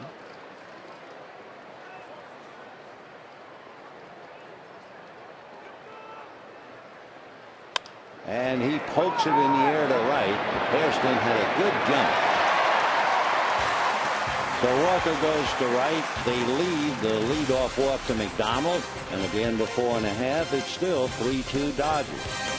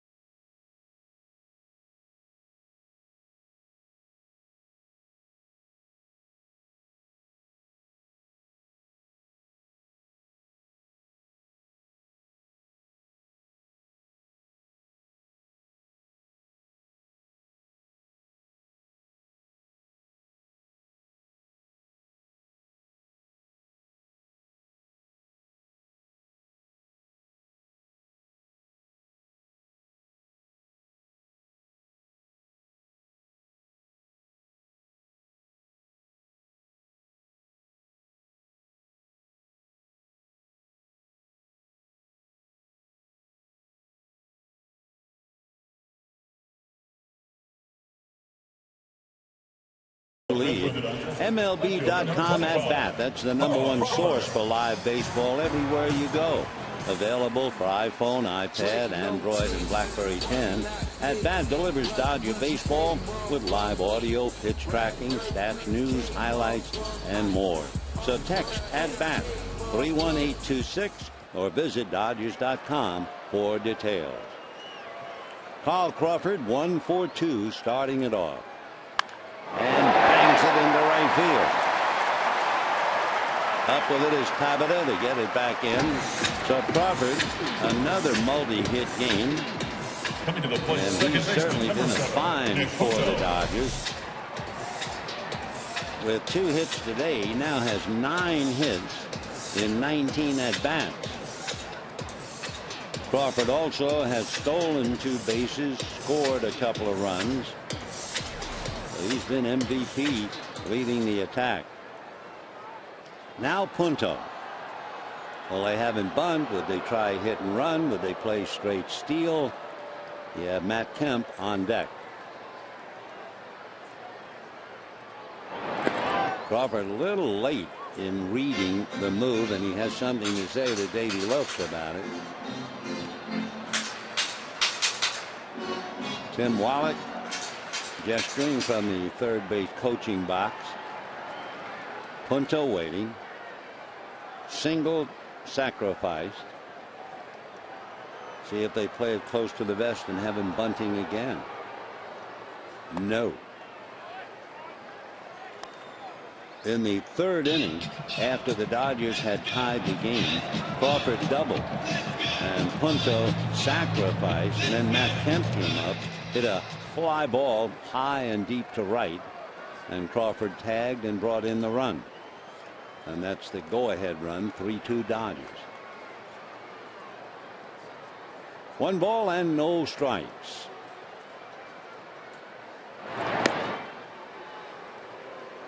Crawford had a lot better read of Locke's move on that pitch, but that could be the commercial. In other words, Locke is trying to sell Crawford on that delivery, but he has a much better delivery up his sleeve. We'll see.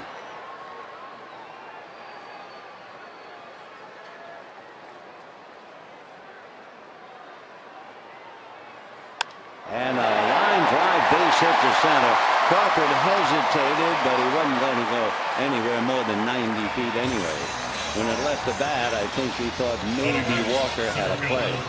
So Nick Punto comes up with his second hit.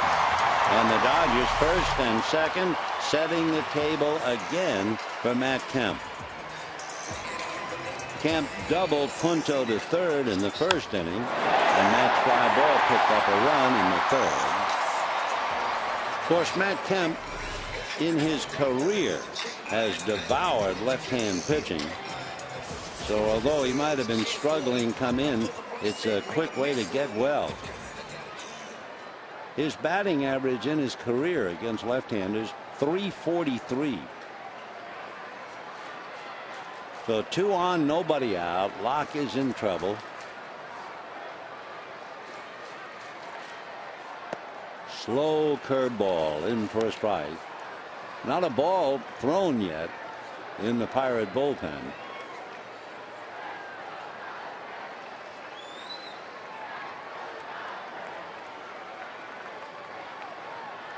Oh, 0-1 the count. Dodgers lead 3-2, threatening for more in the fifth. 1-1.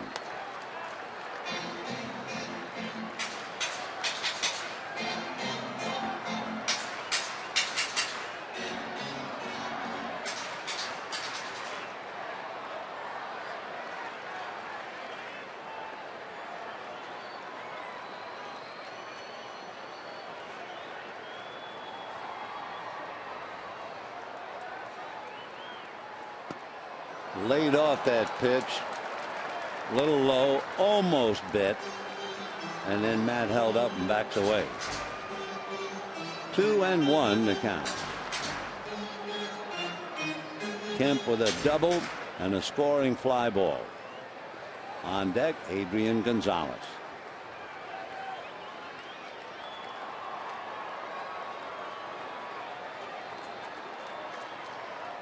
Two and one. And ground ball to third, down to second for one, over to first, double play. What an effort by Punto, trying to break up a double play, going in head first, but of course that's the way Nick plays. For Matt Kemp, a very disappointing at bat. First baseman number 23, Adrian Gonzalez. You can see Punto. I'll tell you one thing. It's one thing to break up a double play, but to go in head first to break up a double play, oh no. A roll over, but that's Nick. Take one more look. Do not try this at home. So the Dodgers 2 on, nobody out. Kemp hits into a double play, and the batter is Adrian Gonzalez. And for Matt, the struggles continue.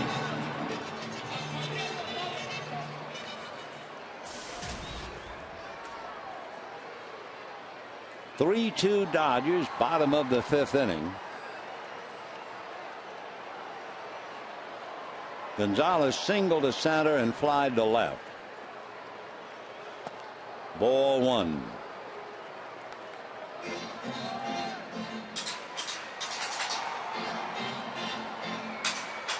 Dodgers trying to hang on and add to a 3-2 lead.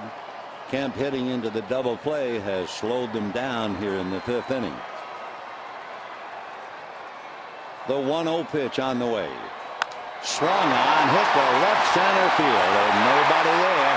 Over to cut it off deep is Marte into second base, and he's going to be out by plenty, but the runner scored is Gonzalez. So Adrian, a long single to cash in Crawford. The Dodgers lead 4-2.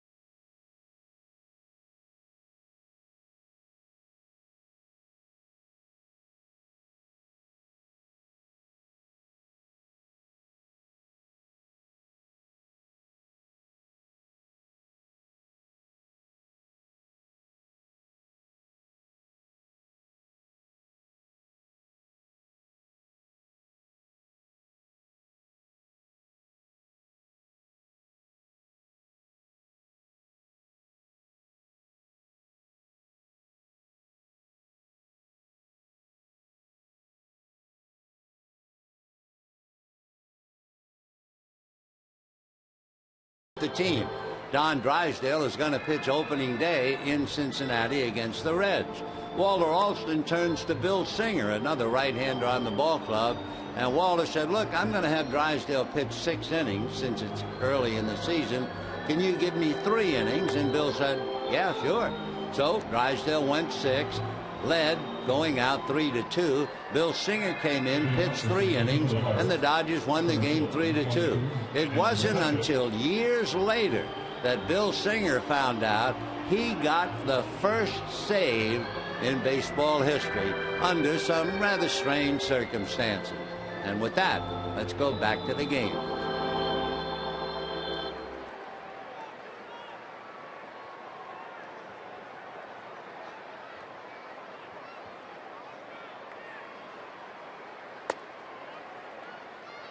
Four to 2 in favor of the Dodgers. Adrian Gonzalez has driven in 3 of the 4 runs. Andrew McCutchen knocked in the 2 for Pittsburgh. 2-0 the count to Andrew.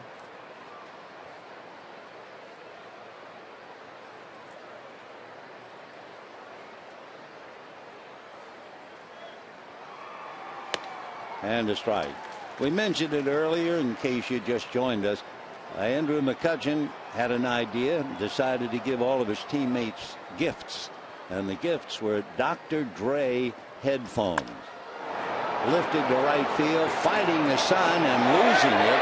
Hairston backtracks and makes the catch, and that was a fight from the moment the ball left the bat. First baseman, number 14. One away. You know, to pick up on the Bill Singer story, that save was not like today's saves. Remember, Bill pitched 3 innings, 3 hitless innings to save it for Drysdale. The last out for that first save was a fly ball to center field by Johnny Bench, and it was caught by Wes Parker, who is normally a first baseman. And over in right field for the Dodgers that day, April the 7th, 1969, making his major league debut, Bill Russell. Quite a day to remember.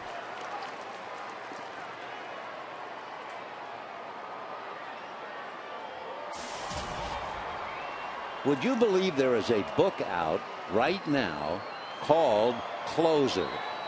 Brand new book, just came out. It was reviewed in the Times just the other day.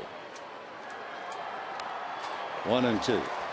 And actually the authors found fault with the so-called closer and save.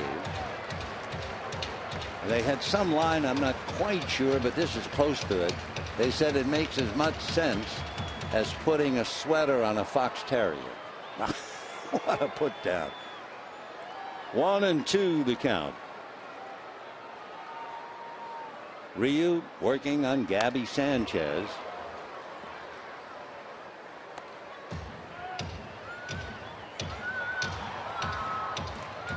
We're in the 6th inning. The Bucks had a single by Marte and a home run by McCutchen in the 1st inning. They had a single in the 3rd inning by Marte.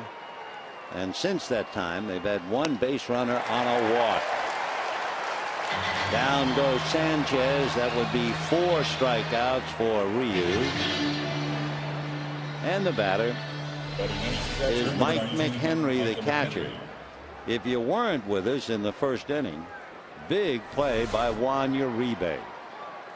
McHenry came up with a man aboard, hit what looked like a cinch double and a run batted in, and Uribe made a diving stop right on the chalk, got up and threw McHenry out. That was a big play. Ball 1. Last time up, McHenry flied to left field. Ryu made 80 pitches in his game against the Giants, and he has now gone over 80 pitches here in the 6th inning. 91 pitches to be exact.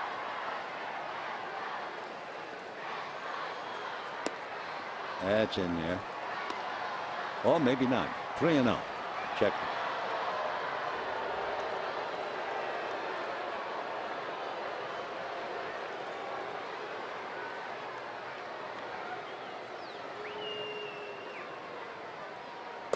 That's a strike.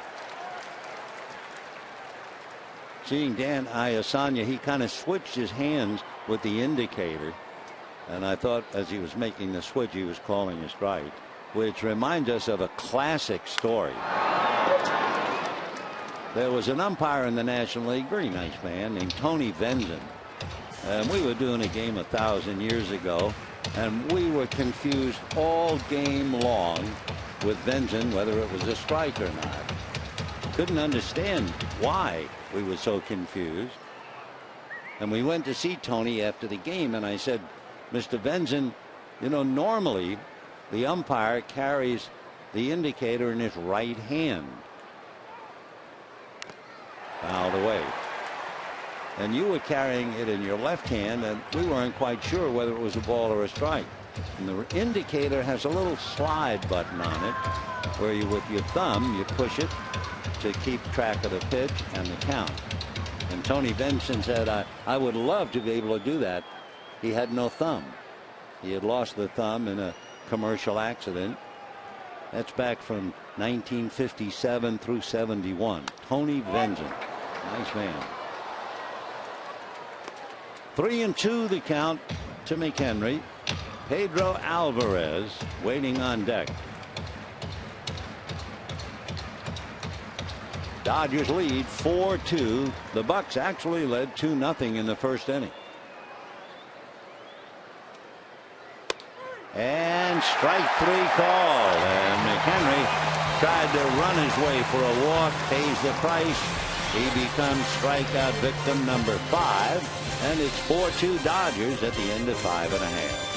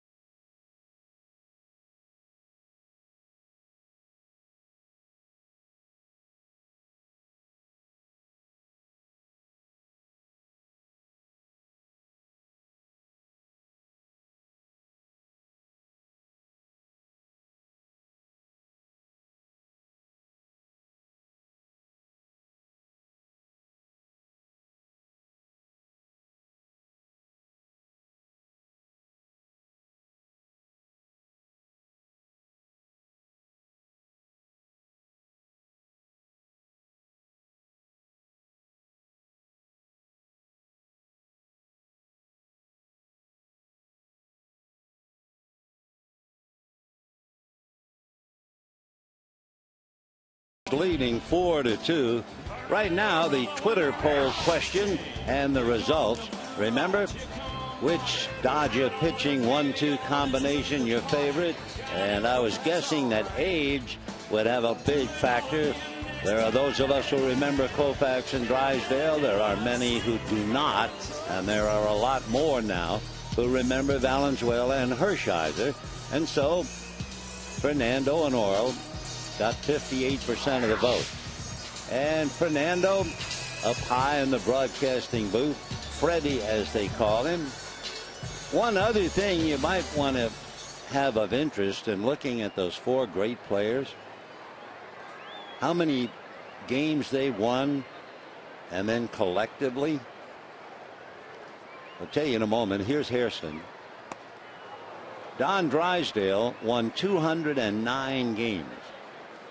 Sandy Koufax, a victim of Raynaud's phenomenon.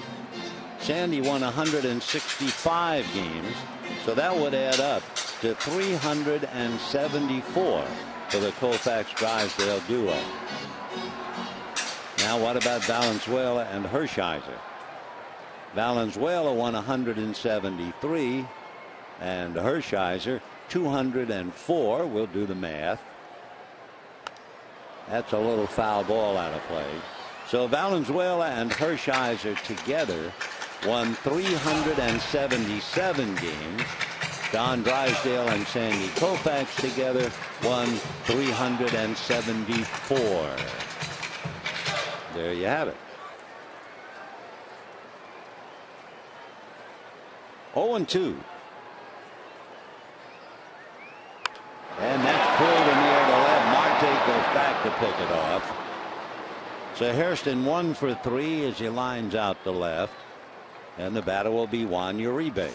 For the Dodgers, third baseman, number 5, Juan Uribe.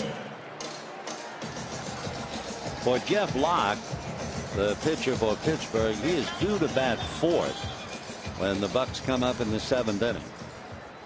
Uribe flied to right and hit into a force play. Force play was hit and run. They were running Hairston. And he drives one to left field and deep. Marte on the track at the box seats and backhands it. Juan Uribe losing a home run, and a nice play by Starling Marte, who actually made it look easy. Ran parallel right at the railing, reached over, backhanded the ball. So 2 out in the 6th inning. Deserves another look. Marte reaching up and backhanding what surely would have gone over into the seats, though he takes away a home run from Juan Uribe. Yep, it's the big leagues. They even make some of the tough plays look easy.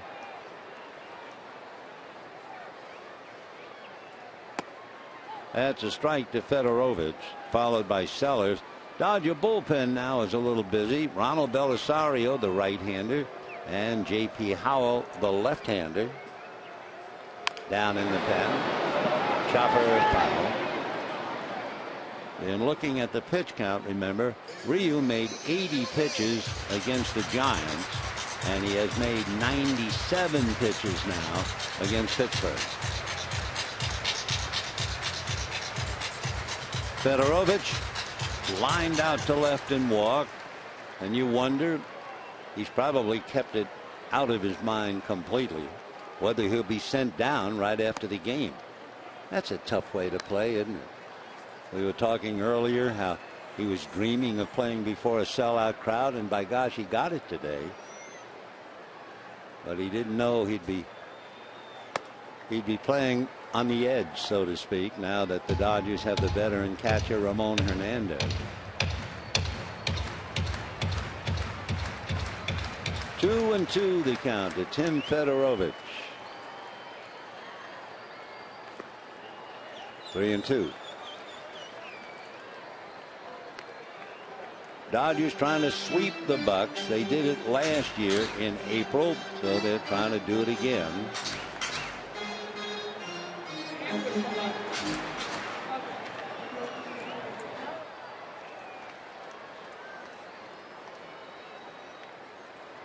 Three and two. Got a fastball and just did get a little of it. Still 3-2.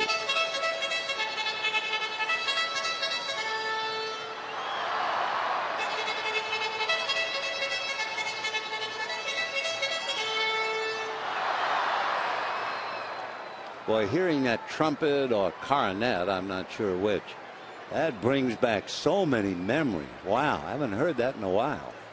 Down ball to the hole, backhanded by McDonald, gets rid of the ball perfectly.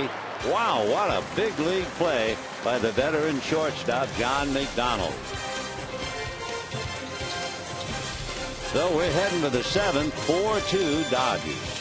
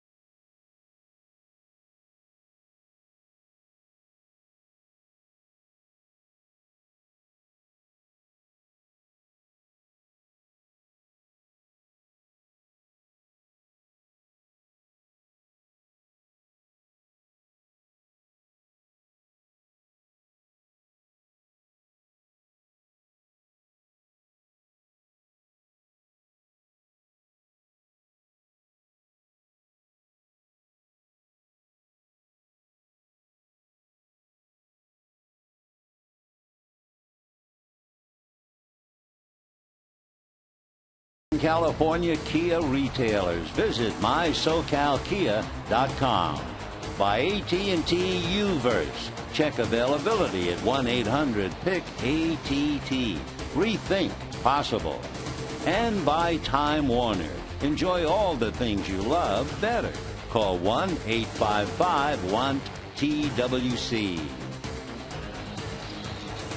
Dodgers lead the Pirates 4-2, but it's been a struggle. And for Ryu, who has made 97 pitches, he'll now try the 7th inning. Alvarez, Tabata, and McDonald. And a strike to the big third baseman, who is 0 for 2, who has struck out 5 times in the series. Still looking for a hit. 0-2.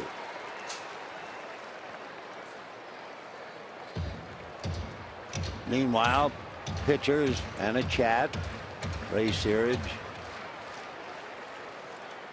0-2. Off the plate, ball 1. That close-up was Jeff Locke listening to his pitching coach. 1 ball and 2 strikes. Look out for the bat. It goes way back into the stands. And for Alvarez, he walks away empty-handed, literally and figuratively, as he strikes out again. Though he struck out 6 times, and he's hitless in the series, losing the bat into the stand. Now, Don Mattingly is coming out, and I think we will have at least 1 switch, maybe 2. It looks like Uribe is going to come out of the game. We're waiting for them to open up the bullpen gate, and Don now is on his way to the mound. So we'll have a 2-for-1 switch. We'll expect Luis Cruz to come in. And we're waiting for the pitcher. Mark Ellis is going to take over in the infield, and Ronald Belisario will come riding in. Ryu gets an ovation, walks out leading 4-2, and we'll be back.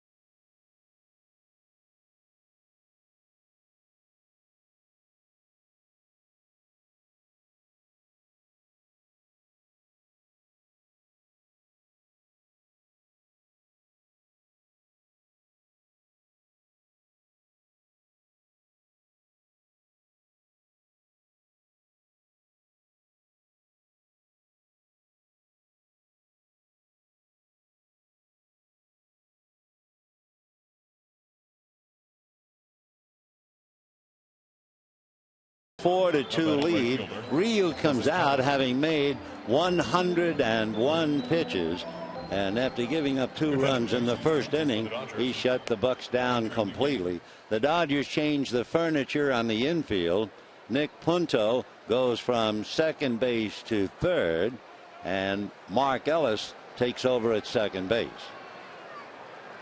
So Ronald Belisario has to get 2 outs here in the 7th inning.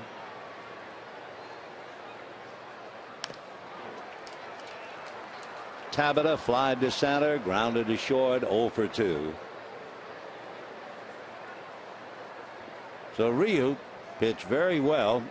First inning, though, it didn't look like he was going to be around long, but he really settled down. After the first inning, he allowed just one hit. Fastball, slow roller, tough play for Punto. Forehand picked up in the dirt, and it gets on by Gonzalez, and on his way to second goes Tabata. So Punto, who's been playing second, asked suddenly to play third, and don't you know they hit the ball up there. And he tries to make the bare hand pick and throw. And we'll wait to see, is it 1-1? An error all the way. We'll wait for the score.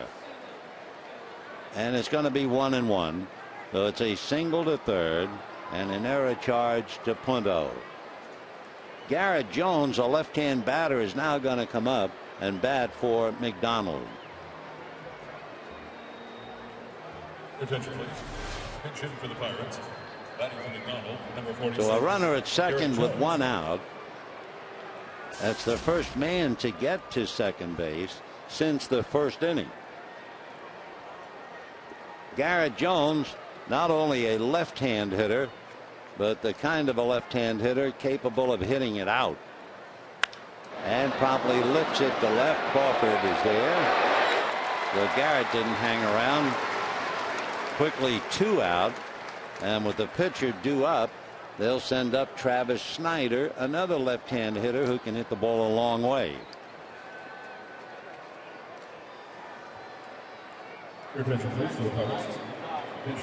Ryu, toweled, quietly taken in the game, turned in a great 101 pitches, struck out 6.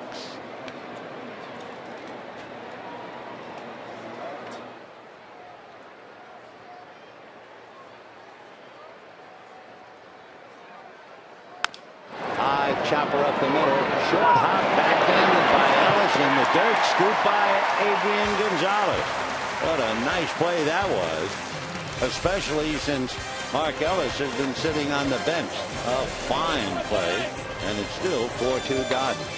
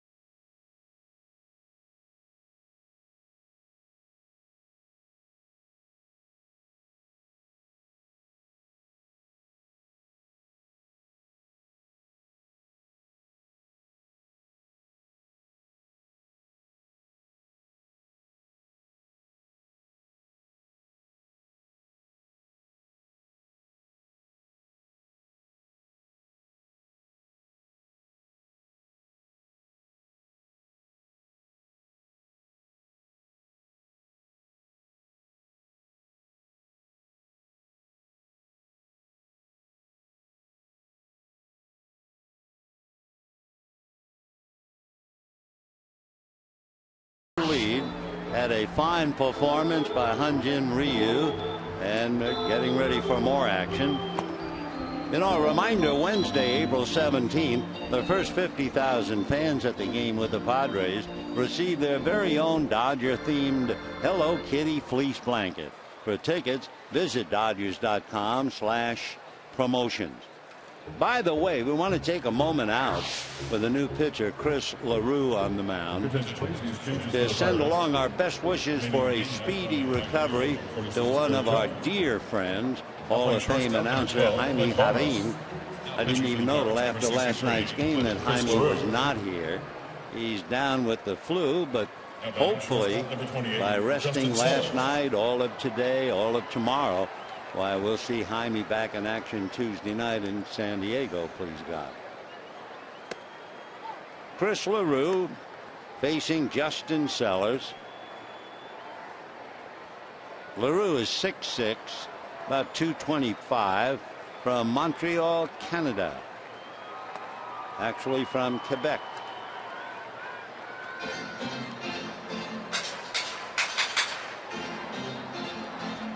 LaRue picking up for Jeff Locke. Looked like a slider off the plate. You know, it's amazing. Mark Ellis coming into the game and making a dazzling play for the last out in the top of the 7th inning. Meanwhile, a drive to the gap in left center field, and that one carries and goes out. Justin Sellers finally breaks the streak and hits a home run. He was 0 for 2 today, and he was 0 for 15 when he reaches the seats in left center.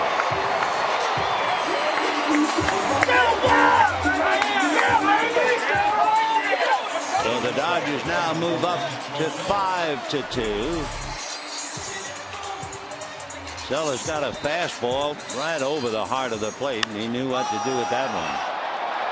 McCutchen, who has hit a lot of them, has to watch one. So 5-2 Dodgers. Mark Ellis taking a strike. We were talking about Mark making that great play coming fresh off the bench. You know, his fielding percentage in his career is .991. That's second all time to second baseman. So he is quite a valuable asset out there at second base.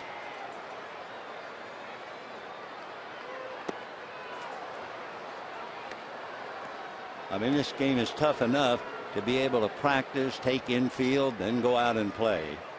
But to sit in the dugout and then go out and play second base and immediately have to make a tough play, that's really something. That's an accomplishment. 2-2 the count. Dodgers trying to sweep the series. They did it against Pittsburgh last year. 2 balls, 2 strikes. Also, remember, the Pirates were the last team, the only team, not to have given up more than 3 runs. But today they've given up 5.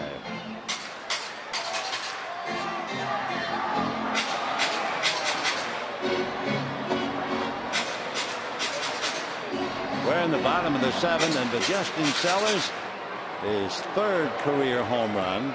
And as we mentioned, he had a long 0 for 15 before hitting it out. There's a fly ball to McCutchen. And the batter now will be Carl Crawford. Heading next, left fielder, Carl Crawford.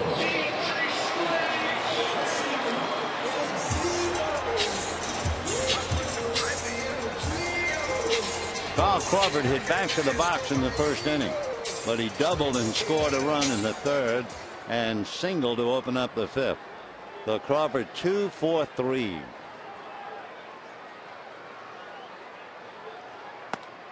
Off the plate, ball 1.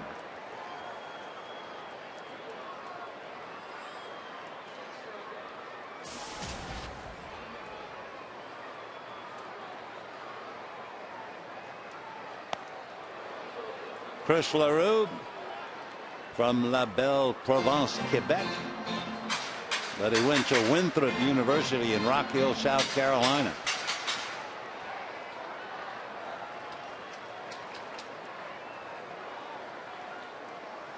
One and one. 1-2.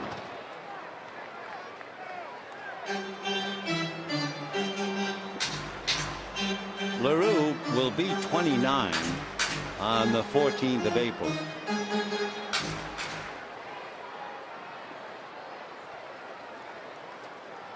One and two the count. Whoop. High inside fastball. 2-2 to Carl Crawford. When the Bucks come up in the 8th inning, they'll have Marte, Walker, and McCutchen, so don't go wandering off. Reaching for that, and a foul ball that will go out of play.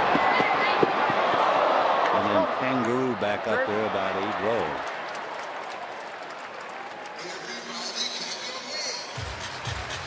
Two balls, 2 strikes, 1 out. Beautiful day in the ballpark. Not a cloud in the sky.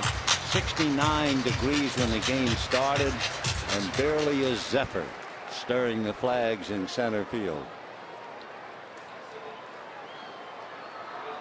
2-2. Ground ball. That will be to Neil Walker.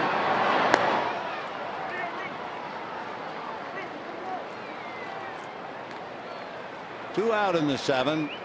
Nick Punto will be coming up.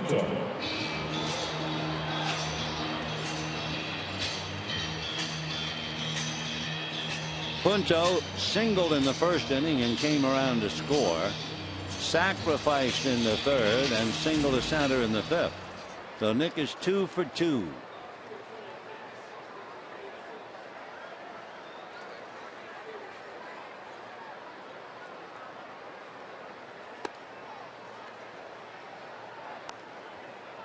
One and 0 the count. Pirates have changed their infield a little bit. Clint Barmas is now at short.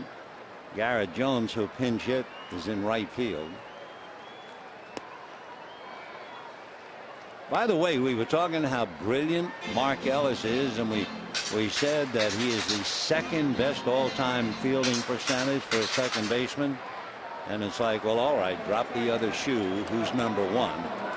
And we looked it up. Placido Polanco. His fielding percentage, .993.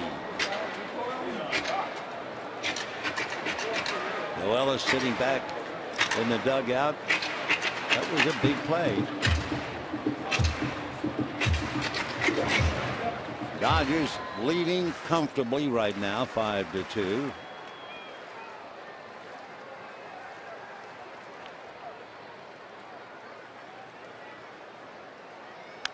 Fouled away. If you're keeping score, and we're just getting how they're batting, LaRue will bat 9th. Barmas will bat 7th. That's top of the spot.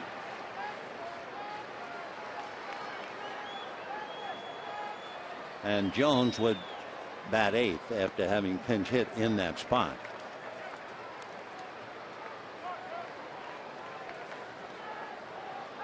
Five to 2 Dodgers. 2 out and a full count on Punto with Matt Kemp on deck.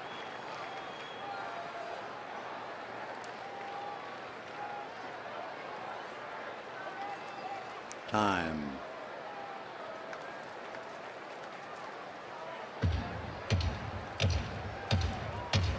Locke and LaRue for the Dodgers, Ryu and Belisario. Big Chris at the belt. Here we go. And ball 4.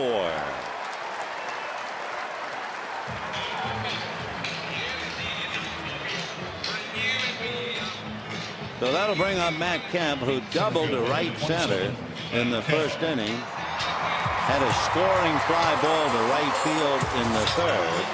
and then last time up pulled the ball and banged into a double play.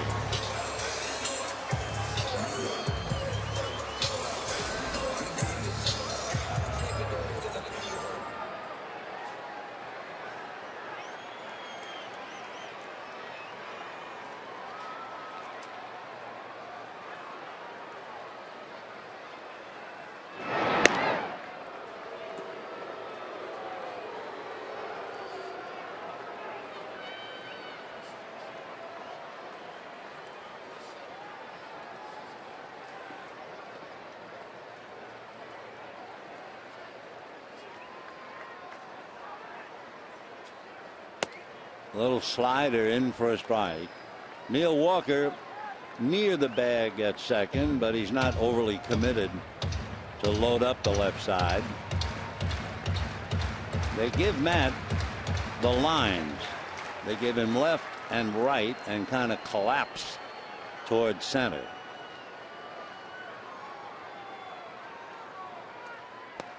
Nice save by McHenry. 1-1 the count. Don't forget, when the Bucks come up in the 8th inning, Marte, Walker, and then Andrew McCutchen. On deck, Adrian Gonzalez. 2 out in the inning.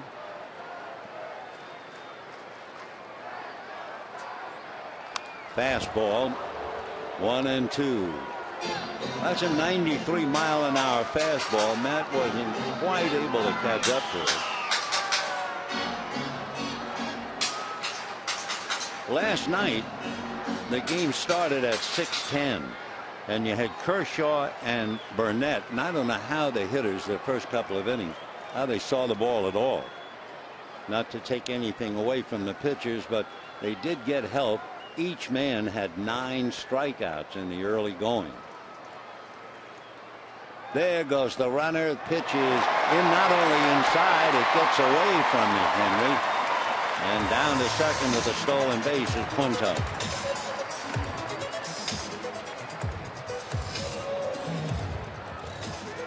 So Punto now in scoring position, and Matt Kemp with 2 out trying to pick him up.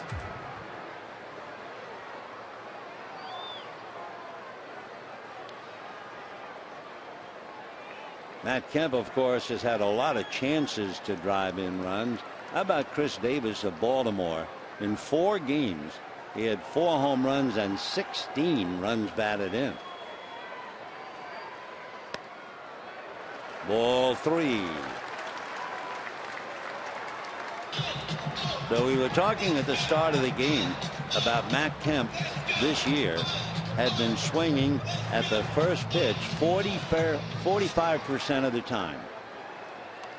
2 years ago, he would swing at the first pitch only 19%. What does it mean? I don't know. There's ball 4. I mean, it could mean if you're swinging at the first pitch, you're pressing. I'll leave that to the experts. So Kemp draws the walk. 2 walks after a home run and 2 outs. And here's Adrian Gonzalez. Gonzalez singled in the first and in the 5th. He has 3 runs batted in, and he's up there with a chance to pick up another ribby.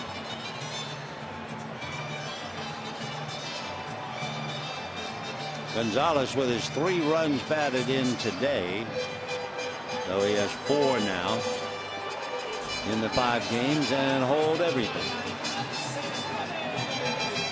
Let's see if they're going to bring in a left-hander or if they're just going to talk to LaRue.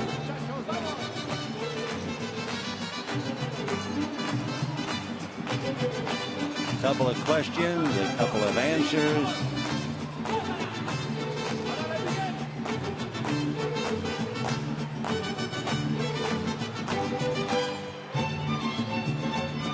No indication of making a switch.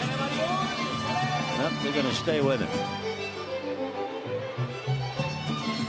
So Chris LaRue, after walking Punto and Kemp, now has Gonzalez. 2 on, 2 out, 1 in, and the Dodgers lead 5-2. Seventh inning of the final game of the homestand and the last game of the 3-game series with the Pirates.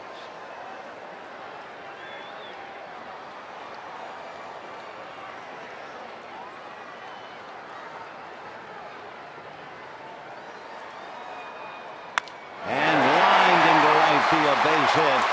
Here comes speedster Punto. Here's a good throw to the plate. Punto scores. 4th RBI of the day for Adrian Gonzalez, and the Dodgers lead 6-2. Adrian goes 3 for 4. So Punto, who had stolen second base, is cashed in. Down to second goes Matt Kemp. And that'll bring up Gary Hairston, who's in right field. Garrett Jones made a good strong throw, one hopper to the plate, but Punto was already in. So for the Dodgers, 6 for 46, and then today 3 for 6 with runners in scoring position. Luis Cruz comes out on deck. He would bat for Uribe and then stay in. Little slider for a strike. 0-1.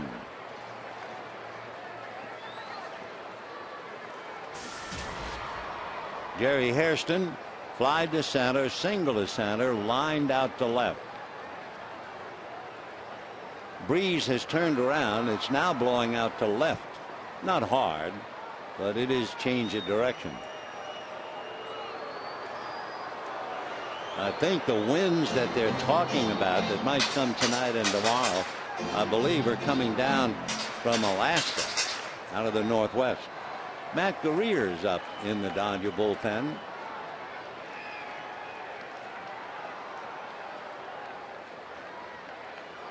Dodgers in the inning, a leadoff home run by Sellers, and with 2 out, 2 walks and a single for another run.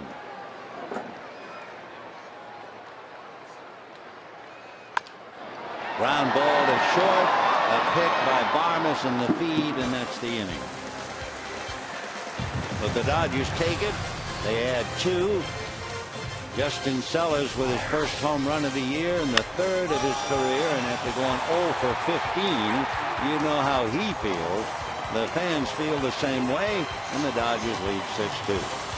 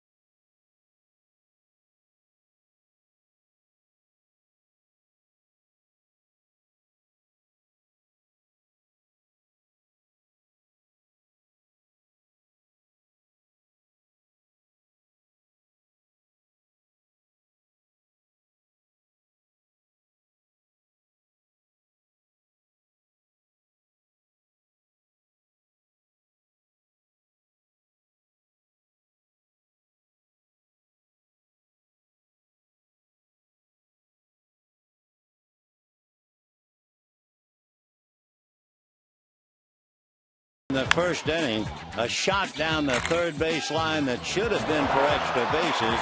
Juan Uribe makes a wonderful play, not just to smother the ball on the chalk, but then on his knee, throwing accurately to second base for a force play. Dodgers make a maneuver with Skip Schumacher. He stays in the game now, trying to loosen up. He's in left field for Carl Crawford.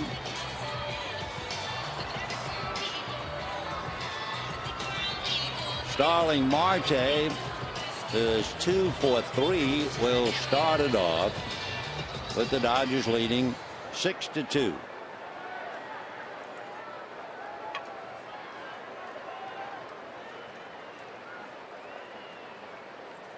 Ronald Belisario trying to finish up for Ryu.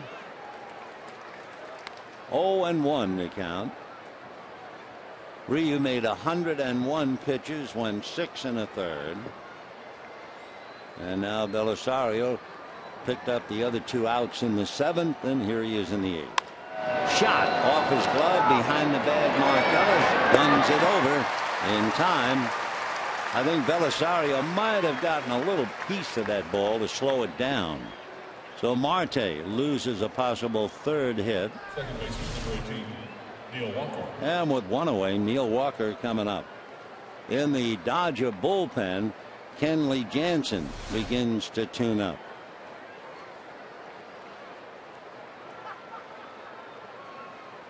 So Kenley at that stage where he'll make a pitch and then watch a pitch or two.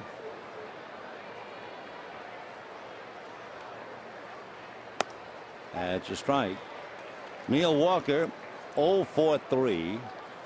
Popped up twice to short, flied to right. He went 0 for 3 with a walk last night, and he went 0 for 4 in the first game. So they have shut down a good hitter, Neil Walker.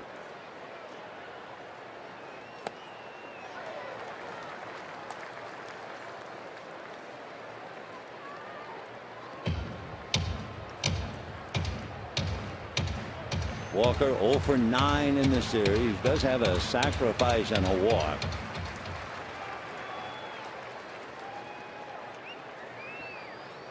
On deck, Andrew McCutchen.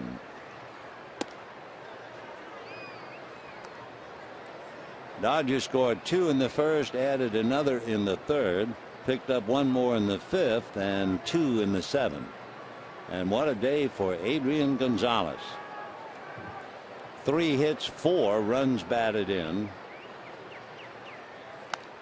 Squirted foul. Adrian with his 4 RBIs today. His career high 6 RBIs, and it came painfully against the Dodgers. That's when he was playing for the Padres in 2010. 1-2.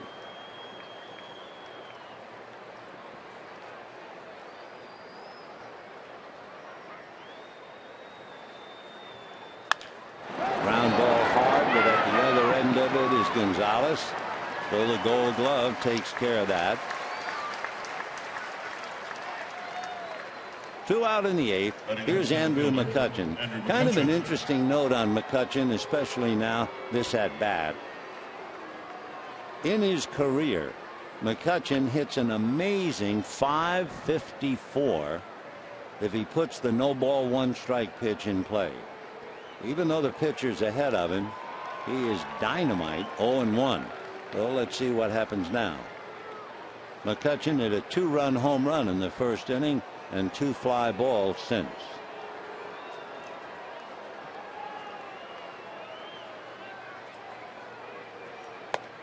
And he takes it. Okay, here it is. 0-1.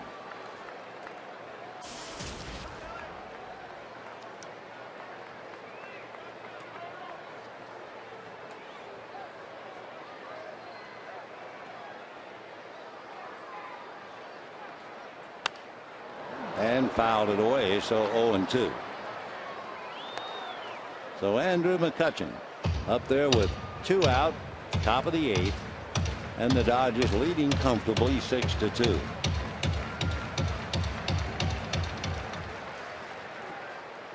If the Dodgers hold on to the lead and win it, they will have beaten the Pirates 9 straight at Dodger Stadium, and more than that.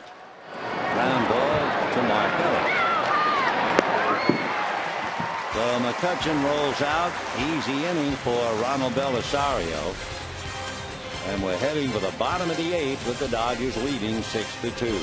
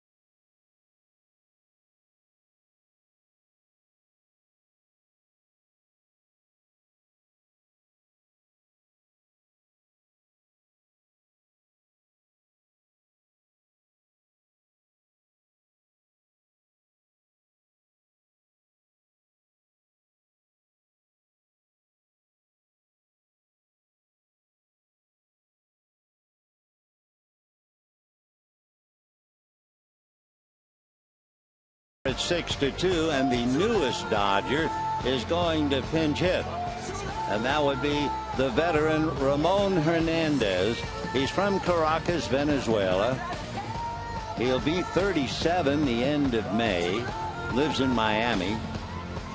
An even 6'2", was originally signed as a free agent by the Oakland A's. And he came up and played for about 6 years with the A's. Then he played a couple of years with the Padres, then the Orioles. Then he had 3 more years with the Reds, and he was with the Rockies. And here he is in the deal that sent Aaron Harang to Cincinnati.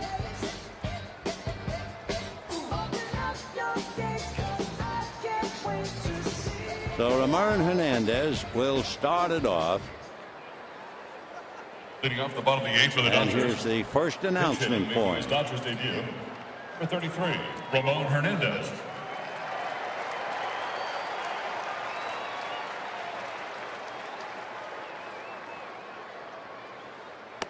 And a strike. Ramon Hernandez has hit as well as .297 for the Reds 2 years ago.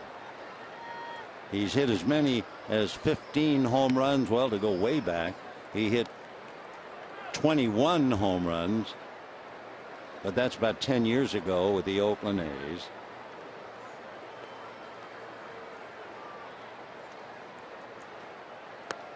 One and two. For Ramon, little note of irony, he was traded for Aaron Harang, and back in 2009 and 10, Aaron Harang and Ramon Hernandez were battery mates for the Reds.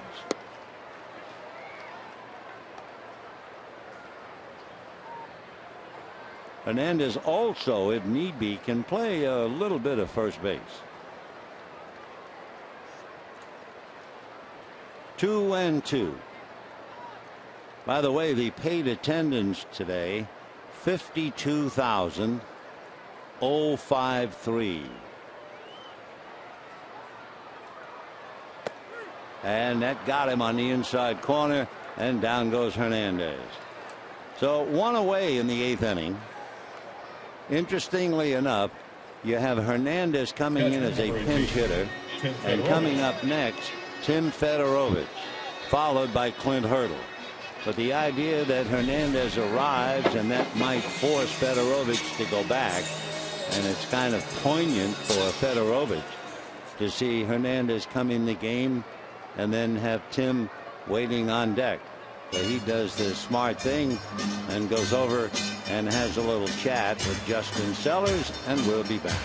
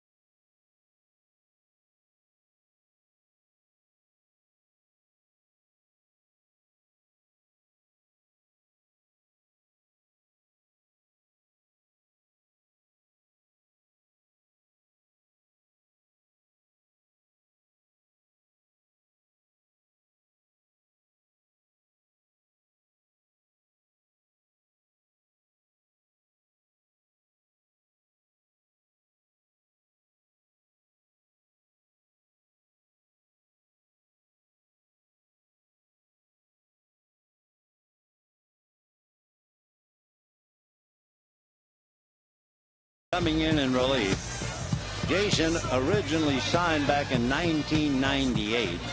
and he's been with a lot of ball clubs, with Florida, the White Sox, several years with Detroit, Colorado, Texas, and Pittsburgh.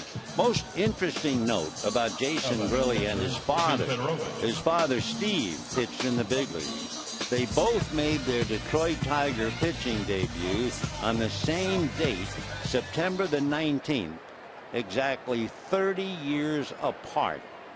Father Steve on 1975, Jason 2005.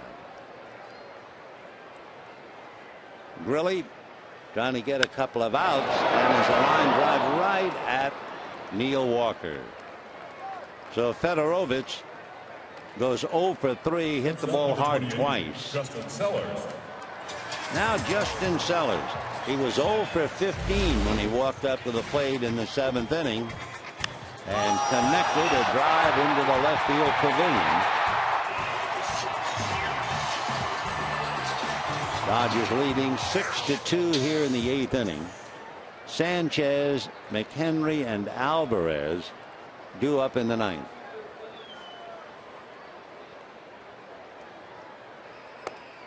High fastball, ball 1.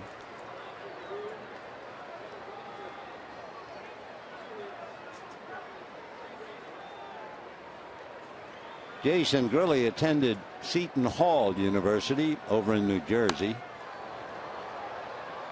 He was named Big East Conference Rookie of the Year, all Big East.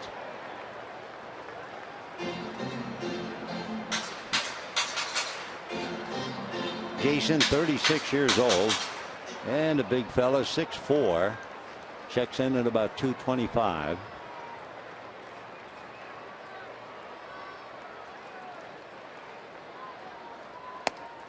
Just off the plate. So the Dodgers trying to sweep the Bucks, and the Bucks have one shot left in the 9th, with the Dodgers leading 6-2. 2-1 to Sellers. Ball 3.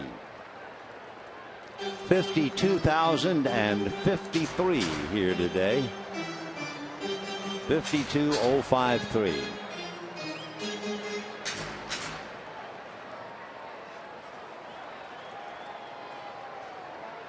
3-1 to Justin. And ball 4. So Sellers picks up the walk.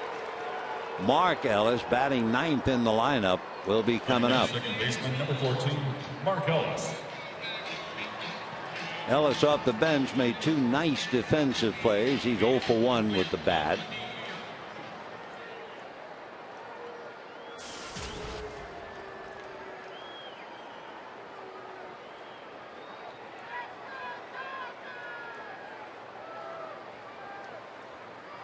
Breaking and no break.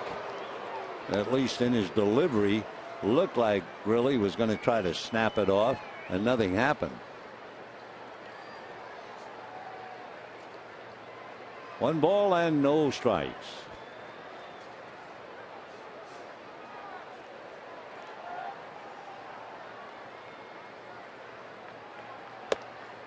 A little slider in there. 1-1 to Mark Ellis. 2 out, 8th inning. Dodgers lead 6-2. The end of this little homestand. Dodgers will bust down tomorrow. San Diego, Arizona, and then come home for San Diego. 1-2 to Mark Ellis.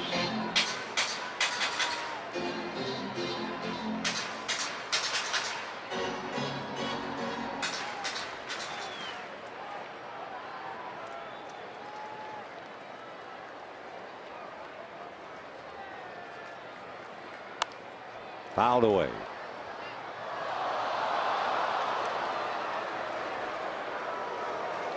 Skip Schumacher waiting his turn out on deck.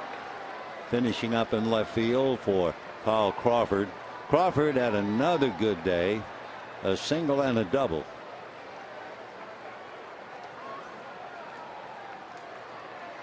One ball, 2 strikes. Fastball sliced into right field, base hit. Taking a look at where the third baseman was and where the right fielder was ready to fire it. Sellers wisely holds on. So Ellis a single to right. Runners at first and second with 2 out. And the batter, Skip Schumacher, took over in left field for Carl Crawford. Schumacher 0 for 4, though he hadn't had much of a chance to swing the bat. Skip, born in Torrance and lives in Laguna Niguel. Went to school at Loyola Marymount and then transferred to the University of California, Santa Barbara. Skip, a veteran who was so useful to the St. Louis Cardinals. And ball 1. Schumacher, 33 years old.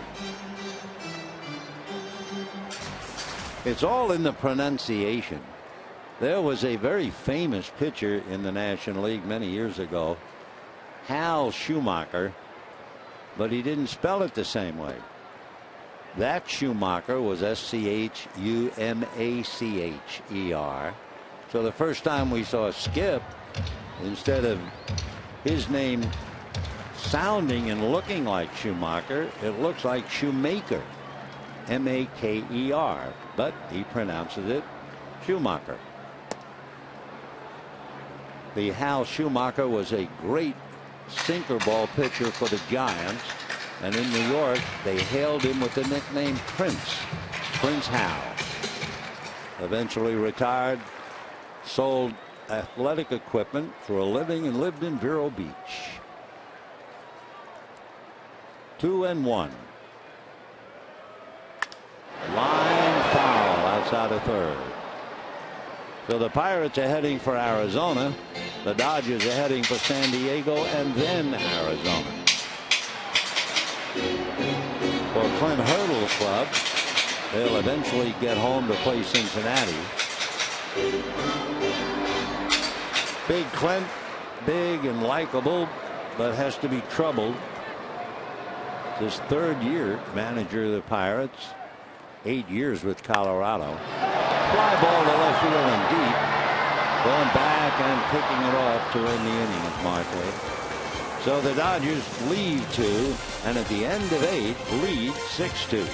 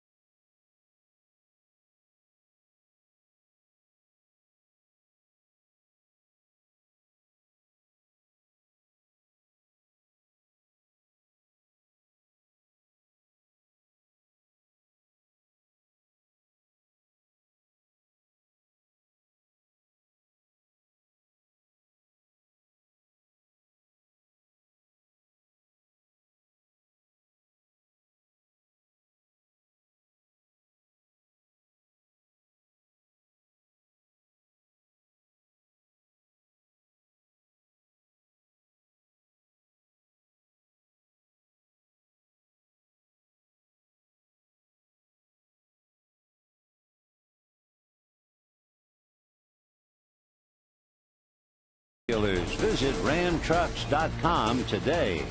By El Pollo Loco, crazy you can taste. And by CarMax. Start the search for your next car at CarMax.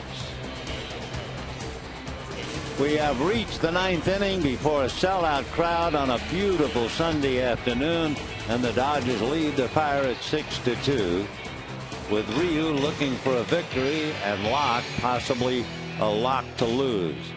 A rather interesting day in baseball today, in the fact that 5 of the game's best pitchers not only lost today, but they were rocked They were hit hard. Matt Guerrier is going to try to finish up, and that's a strike to Gabby Sanchez. R.A. Dickey was knocked around. Matt Cain was pushed around. So was Cole Hammonds. It was humility day for Steven Strasburg. And even Justin Verlander.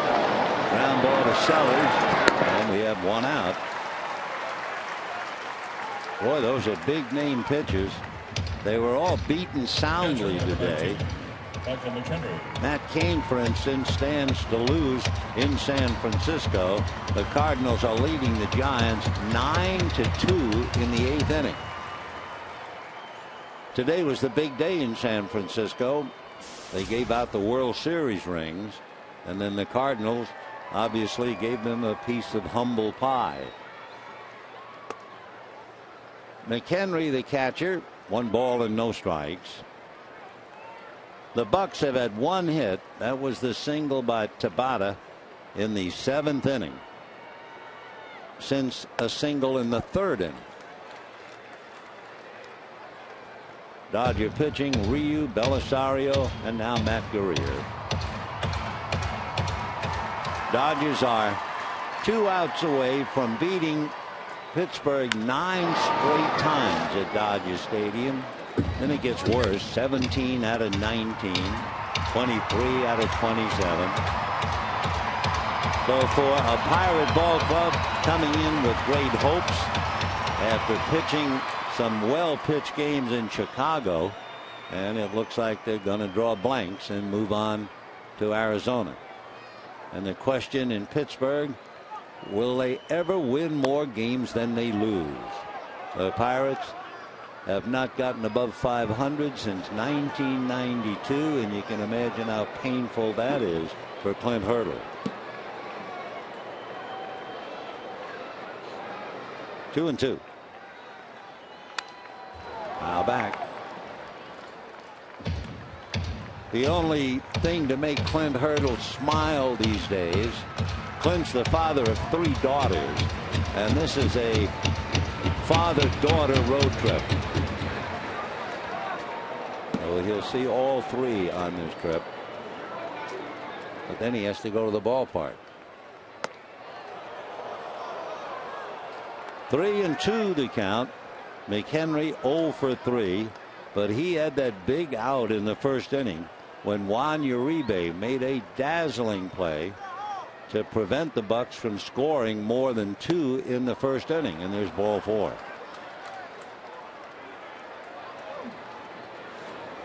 So Guerrier draws the walk, and Alvarez coming up. Pedro Alvarez.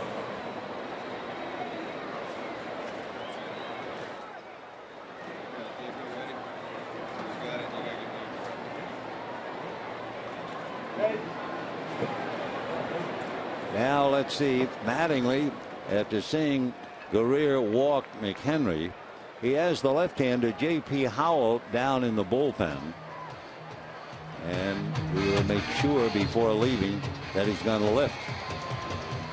Yep, he is. Out goes Guerrier, in comes Howell. We'll be right back.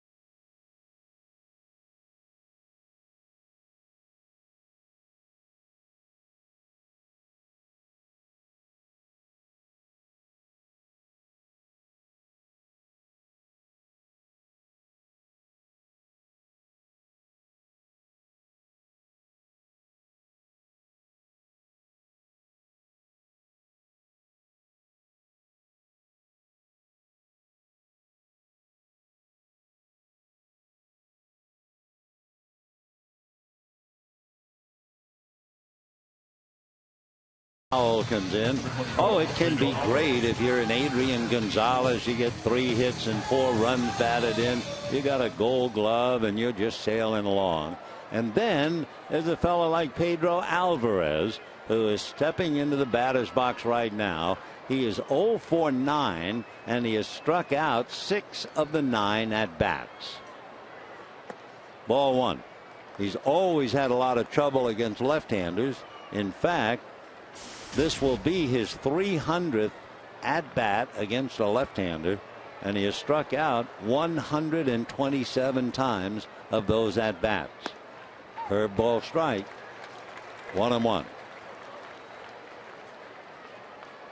Well, it's a lot expected of Alvarez. He's a first-round pick 5 years ago. 1-1.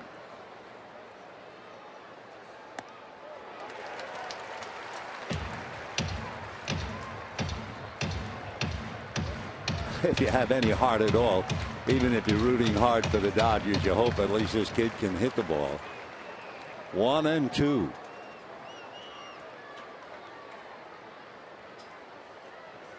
Oh, wow. Oh, boy. It is a tough game. 7 strikeouts in the series, 10 at-bats.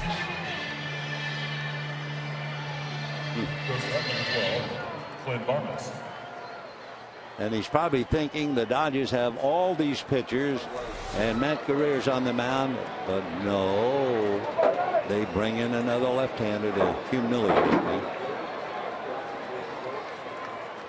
Here's Clint Barmes, the veteran shortstop. Strike. Barmes finishing up at short, but this is his first at bat. He's hitting in Tabata's spot. Tabata went 1 for 3.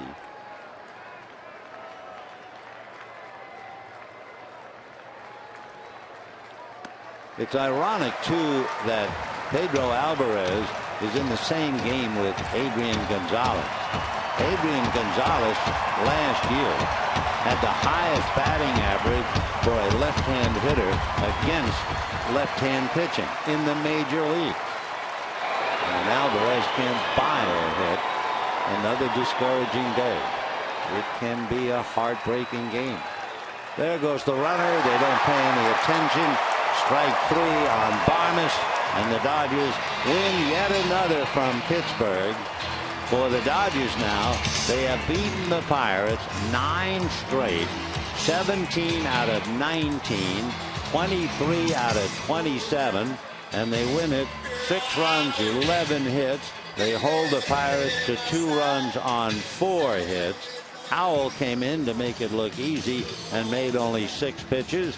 Ryu is the winner, and young Jeff Locke, who has never won in his young career on the road.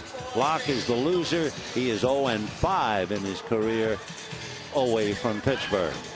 So the Bucks will pack up and they will move on to Arizona, and the Dodgers will go down to San Diego and open up Tuesday afternoon. That's a 3:40 game on KCAL. That'll be Tuesday, and then a night game on Wednesday, a night game on Thursday, and the Dodgers then will go over to Arizona before coming home. So the Dodgers now with a record of 4-2. They have a 3-game winning streak, all at the expense of the Bucks. A reminder, stay tuned for Dodgers Live. It's coming up next. Good afternoon, everybody. All righty.